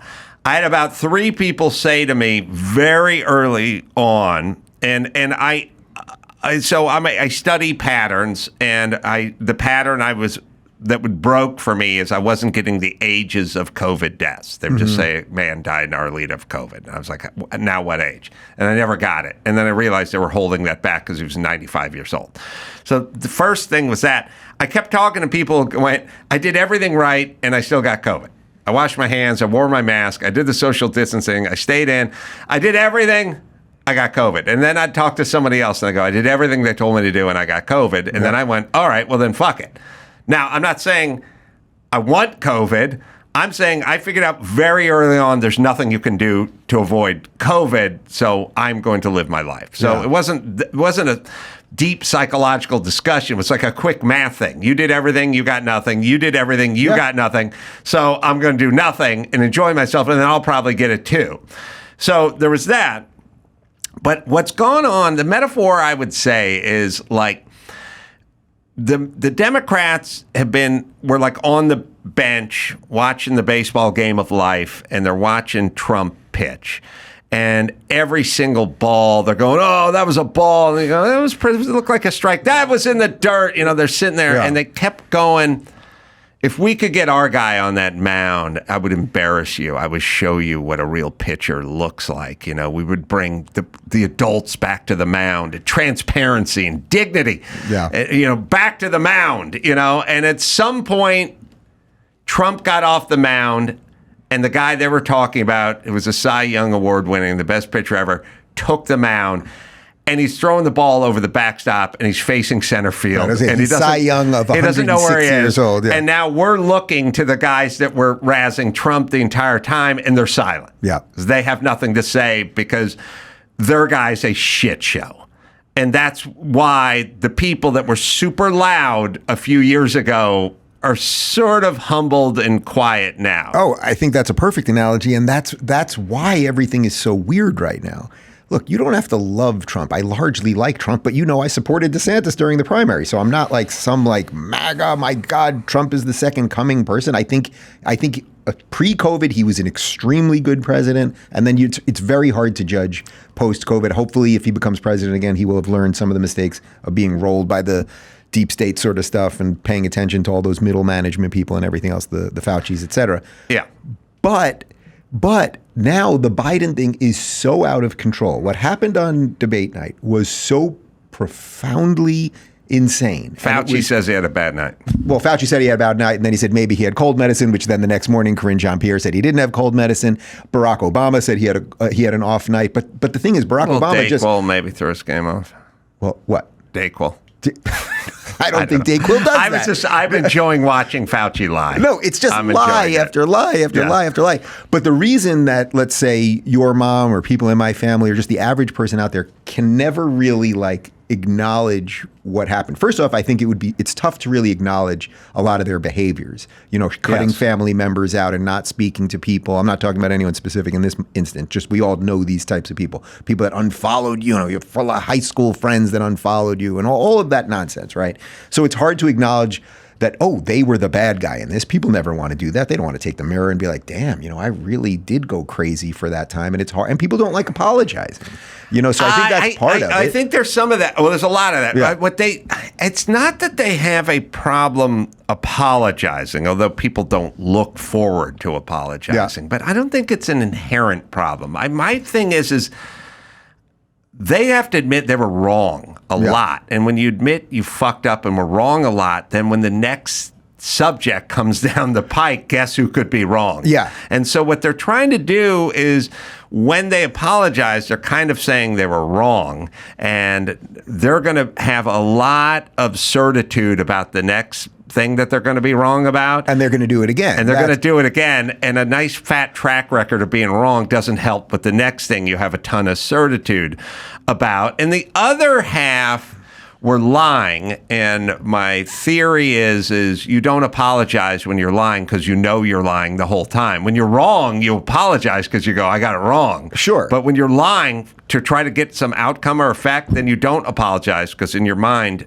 you knew you were lying. Right. So the people that made a mistake or were a little confused or just bought the BS that the media was selling to them, those people I would welcome into the wider world as they hopefully wake up and they, as the kids say, they get red pilled and all that. That's great. The liars, look, if you just did a couple of the things, like the very fine people thing, it is the hoax of hoaxes. And Biden still slurred it out at the debate. Jake Tapper still pretends it's real. Yes. And literally the next line that Donald Trump said, everyone that's listening to this show knows it already, was, I am not talking about the white supremacists or the neo-Nazis who should be condemned completely. So, but they still push that, right? So Jake Tapper knows. Think about if you're Jake Tapper, right? You were doing this debate. You know you're sort of there to run cover for dementia guy, and you have to make sure that Trump doesn't do too well, but you can't make it obvious. But it would seem to me that at the very least, if the president of the United States, putting aside the slurring and the confusions and all the times you have to save him from himself, if he just flat out lies on something that has been debunked to the nth degree, we have gone to the end of the universe with this thing, with the clips, but they still do it. And they, so I think partly what's happened is the liars that you're talking about, they see no price. There's no penance. There is nothing that they have to pay for the lies. And that's part of the problem. I think they pay their ultimate price, which is their word and their reputation. Sure. I didn't have opinions about these people before all the lying, and now I look at them as somewhere between like a prison guard that's been paid off and a crazy person, and really just a person I'd never have to and Don King. Right. You know what I mean? Like, I just don't have to listen to Jake Tapper. And when the next whatever comes down the pike, I'll just have one eyebrow raised, and I'll be going, yeah, right. All right, so that's a fair estimation. And it's also, so you lose in this business. Yeah. Your most important commodity is your sort of reputation, and many people have had that suffered. The one that's even more insane, and I'm looking at Dawson because we're talking about going under the hood before you came in. You didn't hear the bit, but debunking a lot of this stuff. Mm-hmm. So it basically was saying you can find the Hannity clip where Trump is talking about being a dictator day one. You can find that clip. But I was suggesting to my audience that instead of arguing perpetuity over this thing of did he say inject bleach and did he do it like the NBA does it and the NFL does it, go under the hood, look at it, and go, he didn't say inject bleach, moving on. You can't say it anymore. The problem is who's the trustworthy apparatus to do that? I don't, who does the NFL? Like, I would get some, myself, I would do it. Right. They wouldn't believe me, but they wouldn't believe you. I would, you know what I'd say? I'd go, look, he was yammering extemporaneously about ways to beat COVID. He was kind of referring to the doctor. Like, do you think this has something? He was talking about ultraviolet light. He talked about disinfectant, maybe disinfectant in the lungs, or he was just kind of pontificating about stuff. Could you cobble together some version where he said inject bleach? Not really. You'd have to. That's a strong reach. It was someone who was wondering out loud about remedies and then kept sort of punctuating it with, but we'd have to talk to the doctors and see what they thought. Right. So you couldn't interpret it that way. Even if some of the words were out floating around, I'd just go under the hood. I'd look at it 2 times and I'd pop up and I'd go, that's not what he said. You could say he's not a man of science. And you could say he was talking about ideas about disinfectant or ultraviolet, right? But to say he said inject bleach into your arm, absolutely not. Throw in the flag, challenge, done, and no one can bring it up again. Well, you're asking for something that I would love to have exist, but unfortunately there's just no mechanism, I suppose. Their willful misinterpretation stuff is something that I can never wrap my mind around, and it's a thing that I find interesting. Because when you talk about lying or things that you find distasteful, let's just say, in the news or Biden or anyone, everyone is affected slightly differently. For me, in the pantheon of Biden lies, there's one that doesn't crack anyone's top 20 that's kind of my number one. Which one? Bothersome lie. When his wife and kid were killed by the truck driver, he kept saying the guy drank his lunch. And so there's this semi-truck driver, diesel truck guy, whose life was ruined because he took 2 lives in his truck. Yeah. Now, they investigated the accident, and it wasn't his fault. It was unclear, did she pull into the intersection, but it wasn't him, and he wasn't drunk. Wow. But I didn't even know that. Every time Biden would describe it, he'd go, this guy lost my wife, and I lost my kid, and this guy drank his lunch. And I'm like, this guy has a family, and he's distraught over killing half your family, and you're accusing him of drunk driving, but there's no evidence of that, and he wasn't drunk. And then at some point, his daughter said to Biden, could you please stop saying he drank his lunch? My father's a good man. He's very distraught about this whole thing. It's destroyed his life, and he wasn't drinking, and you're turning him into a criminal, and he kept doing it. And to me, it's like, that makes you a fucking sociopathic, despicable human being. But that's not on anyone's top 25. No, I truly don't even know that story, and I'm pretty good on this stuff. It makes you a bad person. Yeah. It just does. It just does. But that's what I'm saying. So the fact that they think that Biden, for whatever's left in his brain, thinks he can go up there, not thinks, he knows he can go up there, repeat the very fine people lie, and then know that the moderator is going to do nothing about it. Right. You want to actually? I can show you guys a great clip. I think it's the one that you just pulled up almost accidentally. But on Twitter, if you just search my name and very fine people, you can watch me on real time with Maher back. It's about 8 months ago, and I was on with James Carville, who you probably had James Carville on the show, right? Uh-huh. And James Carville, legendary Democratic strategist, blah blah blah. And he brought up very fine people, and I debunked it in real time, right in front of right in front of their faces. And if we can find the clip, you will see his reaction and Maher's reaction. It's pretty telling. Watch this. Oh, good. Good people on both sides of Charlottesville? I don't know. Did I hear that, or did I make that up?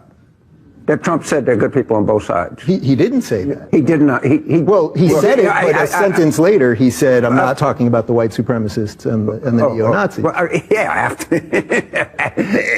Good people on both sides. And so he then just crumbled. He had nothing to say. And then Maher, it cut off a little bit early, but Maher then says, I think we can agree it was inarticulate. Mm-hmm. Which is a hilarious, and I like Bill. I'm seeing Bill tomorrow, so this is not throwing Bill under the bus. But the point is that the very fine people thing was the thing that painted Trump as a Nazi. It was the fuel for that. So the idea that now it's 3 years later, it's been debunked, and all a Democratic strategist has is, and then Bill, who is the last sane Democrat, I would say, or the last sane liberal, his answer is, just wasn't worded right. But that's not right either. It was actually worded right. He did exactly what we all would have wanted. You condemn the white supremacists and the neo-Nazis. Well, the one that's even more egregious is the dictator day one. Yeah. Because when you watch it, and we'll play it, it's and you can also see not if how you it find works. that drank his lunch story, which is an interesting one. But either way, or maybe there's tape of him saying that. But it's so funny because Hannity says to him, look, just debunk the dictator thing before. And Trump can't do anything that anyone tells him to do. Right? He won't do it. But if you get that he announced in earnest that he was going to be a dictator day one from this clip, then you are now participating in my favorite game, stupid or liar. It can't be. It's one or the other. It's one or the other. There's no third option. I'm assuming liar. But we'll watch the clip, and it's so abundantly clear what he's saying. But here it is. You are promising America tonight you would never abuse power as retribution against anybody. Except for day one. Except Look, what? He's going crazy. Except for day one. Meaning? I want to close the border, and I want to drill. That's not retribution. I'm going to be, he keeps, we love this guy. He says, you're not going to be a dictator, are you? I said, no, other than day one. We're closing the border, and we're drilling. After that, I'm not a dictator, that sounds to me like you're going back to the... Yeah, it's such a disingenuous take. And it's also joking. I mean, Right, look, if that's your take, then you're lying. And if that's what you got, that sounds insane. Look, the to problem. me. And here's the thing: if he was planning on being a dictator, he wouldn't be yelling at Sean Hannity. Well, also, you don't announce you're going to be a dictator, but really, imagine. Okay, so imagine if what he just said was true. Let's really try to play it out. So it's true what he said. It wasn't a joke. Right. On day one, he's going to close the border. Okay, that doesn't make you a dictator. Right. That makes you someone taking care of the border, which actually is what the president was supposed to do. What was the second thing? It was close the border and drill. Okay. Dictators, they're always doing more with energy. Border security and energy security. I was half a dictator last night because I got half a tater. Yeah, jeez. I should have brought you another potato. I brought some of it home. Is there a Panera around here? I'll get you a potato. It's not the same. There's no billionaires to eat it with. Maybe I could find it. Was like I was living in a Grey Poupon commercial. Pardon me, sir. Pardon me, sir. Pass the Grey Poupon. I broke my own rule last night, and I got to apologize to you, which is I took home a doggy bag with steak and potato in it. What's the deal? Listen, here's my policy. Someone else there took home a doggy bag. Well, I don't like Sue the doggy bag. Prager took home a doggy bag, 4 dogs. 4 dogs. Right. And I do believe that. I do too, because she ate like a veggie patty. Yeah. I took home food for me. And my policy is if I'm paying, I get to take your food. So you, by rights, should have been able to take my food because you paid. Do you think there is a situation in which I would have wanted your leftovers? I'm on vacation here too. What am I going to do? Bring Adam? I don't know how you celebrate. Adam Carolla has a bite left on his potato, and there's a quarter of a strip steak. I will eat that at 3 a.m. in the hotel room. Do you know? What do you think's going on here? I did sell a tech company, man. You know, there's an actual true story where I had Teresa Strasser, an old news girl, and their husband and my wife, and at the time, and went out to eat for their engagement celebration or something. And I looked at them real straight. And I realized I deliver things in a straight, monotone way, and people tend to believe me. And then so I just looked at them and I go, look, we're taking you out to dinner tonight. Enjoy, order everything you want. And dessert and cocktails, do whatever. It's all on me. But if there's anything left, I take it home. And they both just kind of looked at me, like, okay. And I sort of looked at them and nodded. And they're like, all right. And then we got on with the night and cocktails and food and everything else. And the next day, I opened the fridge and there was like half a giant pork chop in there or something. And I said to my wife, I said, I'm going to get the pork chop. And she goes, I ordered the pork chop. I took it home and I ate it for lunch, so it's gone. And I go, I'm looking at a pork chop. And she goes, I ate the pork chop. And I go, oh, that's Teresa's pork chop. Oh, they took me seriously. They must have had the... And I went to the bathroom or something, and I took their stuff without knowing it. How was the pork chop? It's fantastic, but what kind of conversation must they have had about me driving home from the restaurant? Like, he was fucking serious. He took our food. So that's always been my policy, and I would have been happy to share it with you. No, I appreciate that. It's good to know going forward, but I come here, people are depressed here. I want them to eat well, drink well, enjoy themselves. Further quarter of my potato and the rest of my skirt steak. And so for you, Dave, where do you think everything's heading here? Because on one hand, COVID was a shit show. Everything was a mess. It was weird and depressing getting yelled at, to put a mask on or like telling people to... I was saying open the schools, and I was getting yelled at by the USD, and I was getting yelled at by C-list celebrities, George Takei and Valerie Bertinelli for my stances. Wow, you were crushing it in 1982. Oh, this is great articles. But okay, the point is it was very depressing and sad, but it did kind of speed things along in terms of we went from, I should listen to whatever Rachel Maddow's saying to, I don't have to listen to anything that bitch says. It took like 10 minutes for that. And, FBI, Deep State, CIA, Fauci, NIA, Rochelle Walensky, like, I don't have to listen. I see what's going on. Like, it took like 10 minutes. Normally, this stuff takes decades. Took 10 minutes. No, they condensed the time on it, and that's why the Biden thing now is so interesting, because the lies, the truth, which is that he is cognitively declined and definitely has either dementia or Parkinson's or some version of one of those or something else, they can't lie fast enough now. So lies and the truth are happening at the exact same time. Usually it's lies for a while and then the truth is a time release pill that catches up.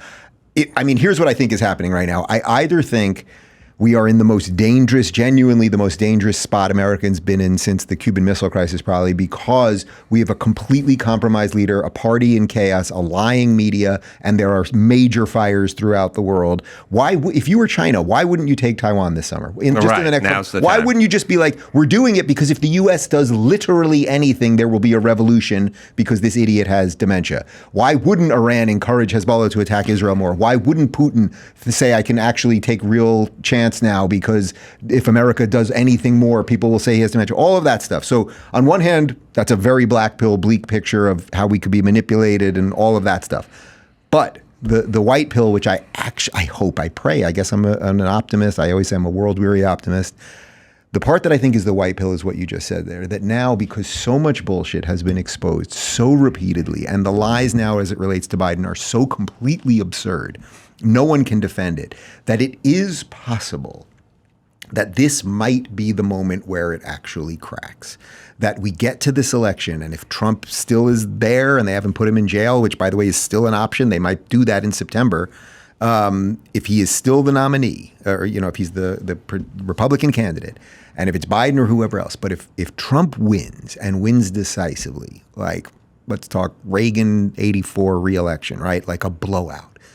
Then enough people will just be like, we are done with all of this. And as Trump said, revenge is not what he needs. Success will be the best revenge.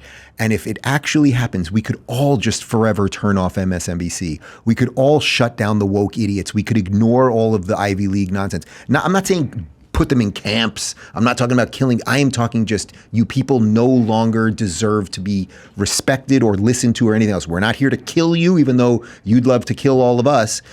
We are just going to ignore you now and build a better world. And I think that is the opportunity. And I'd love to hear Trump try to frame that a little bit. I think he needs to be a little more aspirational as he gets through this now. It can't just be, he's got dementia, I've got work to do. I think there's a way to spin. You want to get past all of this and return to the America that we all knew and loved and all of that stuff. There actually is a way, but the only way. And by the way, the left will still go apoplectic and they'll try to burn things down if he's president again and all of that. So I'm not being Pollyannish in that sense. But I think that's the chance. If he crushes it and then it's like, we are done. We are not playing with this nonsense anymore. Yeah, I guess you guys can keep California. And I guess you'll have New York City and some of these other places, but the rest of the world is moving on.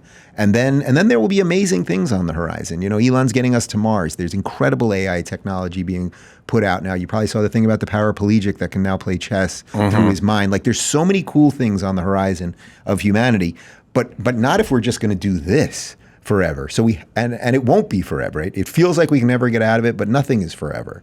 We're sort of like in the La Brea tar pits right now, and there's a dinosaur and it's sinking, and we're kind of stuck with that dinosaur now, and there'll be another dinosaur that jumps on us, and we're all going to sink together. Eventually, that does dry up, and then you can get to the other side. So that would be my white pill version of it, but I see no other way around it. If the Democrats win, whether it's Biden or Kamala or a cadaver or whatever, it's a freaking disaster for the country, and I will probably be for Florida secession. Joe, did you find anything about drinking the lunch? Did anyone find that story? Are you looking for it? You're looking for it. Oh, okay. Oh, maybe we have it. Oh, you do have it. Oh, we have it. Yeah? Or no? Oh, I saw something come on the screen. Okay. Still looking for the exact quote of him saying it. I know he said it in Delaware and at a university. I'm looking for that video specifically, but this is a story explaining the situation and his daughter demanding an apology. Oh, okay. Well, that'll do. Something Dave Rubin doesn't know, everybody. Oh, come on now. So busy counting potato halves, he's missing the big story. All right, if you got something, throw it you can put it on my screen. Just a week before Christmas, 1972. The wife of newly elected Senator Joe Biden and their baby daughter were killed, and their two sons badly injured when the Biden family car was broadsided by a truck at this intersection in Delaware. The truck driver, Curtis Dunn, was never charged in the crash, but his daughter, Pam Hamill, says he too suffered. He grieved over that. He was haunted and tormented by that for years. Dunn died in 1999, but since then his family has endured widespread rumors and reports that he had been drinking just before the collision. At least twice, Biden himself has made public references to alcohol being involved in the crash. In 2007, Biden said the truck driver, quote, allegedly drank his lunch. And multiple news outlets, including CBS News, have reported that Dunn was drunk. Hamill disputes that, saying her dad had not been drinking. The truth is, it was a tragic accident. No alcohol was involved. The police reports have been lost, but Delaware Judge Jerome Hurley, who investigated the crash, supports Hamill. He tells CBS News there was no indication that the truck driver had been drinking. Last fall, a spokesman for Biden said Biden fully accepts the Dunn family's word that these rumors were false. Now, Pam Hamill simply wants the record to be cleared. He was a good, hardworking man and a wonderful father. And her father's reputation restored. Wow. I mean, I just did not know. You know how one just gets by and you can't believe it when you hear about it? Like, that fully got by me there. The records have been lost. They're with the Epstein videos. That's right. So for me, there's weird little indicators that don't seem like much to others, but there's sort of that, and then there's him talking about being a Fulbright scholar and being the top of his law class and having 3 degrees and all this kind of stuff. He grew up in a black church and in a Reformed temple, and he was Hispanic. That stuff. He was a midget. That's a lot. That stuff's all nuts. But for somehow the record, the academic record, because everybody waxes a little nostalgic about their past, but it's hard to do with degrees and scholarships and top of your class versus bottom of your class. And it also doesn't need to be said. Like, if you're at the bottom of your law class, just kind of zip it and just say, I went to law school at Emory or something, but you have to tell where your ranking was. So that was a crazy telling thing about Biden. That was like sociopath, like kind of had nothing to do with dementia. But grafting on alcohol and booze to a guy in a family that's grieving over what happened, to a tragedy. It sounds like it was just a tragedy, and they investigated it, and they didn't bring charges against the guy. So if he was reckless driving or intoxicated or whatever, they would have figured it out, and they didn't. But to graft that on is like, it's bizarre, and it's a little bit evil. Oh, it's not a little evil. It's very evil. Yeah. As far as I can tell, if that report had any validity, there's no evidence of it, and the records were lost. That could make you go down a whole other rabbit hole of who might have been drinking. I mean, I have no idea. Like, those records were just... I always wonder how the records get lost. Yeah. Like, the cop put them on top of the roof of the car when he took the Filing cruiser systems up. back then were very efficient. We've all seen those systems, those drawers. Like, it kind of worked. I don't know. Yeah. So... God. That's a weird one, right? Get to Nevada, man. You have to get to Nevada before it's too late. You're right. All right. Well, I got to get back to my half a potato that's calling my name in Malibu right now. Adam, it's your lucky day because I kept 1 strawberry from the strawberry shortcake. Oh, give it to me. Oh, it's crushed. Oh, damn. Sue Prager took it home to give to the dog. Dave, yes. So much affection. The Rubin Report, Dave Rubin, go to rubinreport.locals.com. There you go. For all the info. That's so great to see you, my friend. It's good to see you, man. Say hi to the other David. Look at you. You're still functioning out here, which is always nice, because I never know when I come back and I see people and then they don't see, their head's a little crooked or they can't smile exactly or there's a nervousness. But you seem like it's okay. And again, I apologize for confusing your assistant with your girlfriend on that email thread. That was very weird. No problem. Yeah. None taken. And when are you heading back to Florida? Thursday. And No. I'm going to Dallas on Thursday. I'll be back on Friday. I'll come out and visit you, Dave. Come on down. You got a guest room? We have several guest rooms. I still make the tomahawk, the Wagyu tomahawk. You said Adam Carolla. I'm just saying, Adam Carolla said it was the best steak he ever had. It was so good. All right. I'll be there scant 31 days. You can go to Eugene, Oregon, McDonald Theater. I'm going to be doing stand-up there this Friday. And then the Snoqualmie Casino, I'm going to be doing stand-up on Saturday. Check out my friends over at Smash Mouth and get all their good stuff. Until next time, it's Adam for Dave saying mahalo.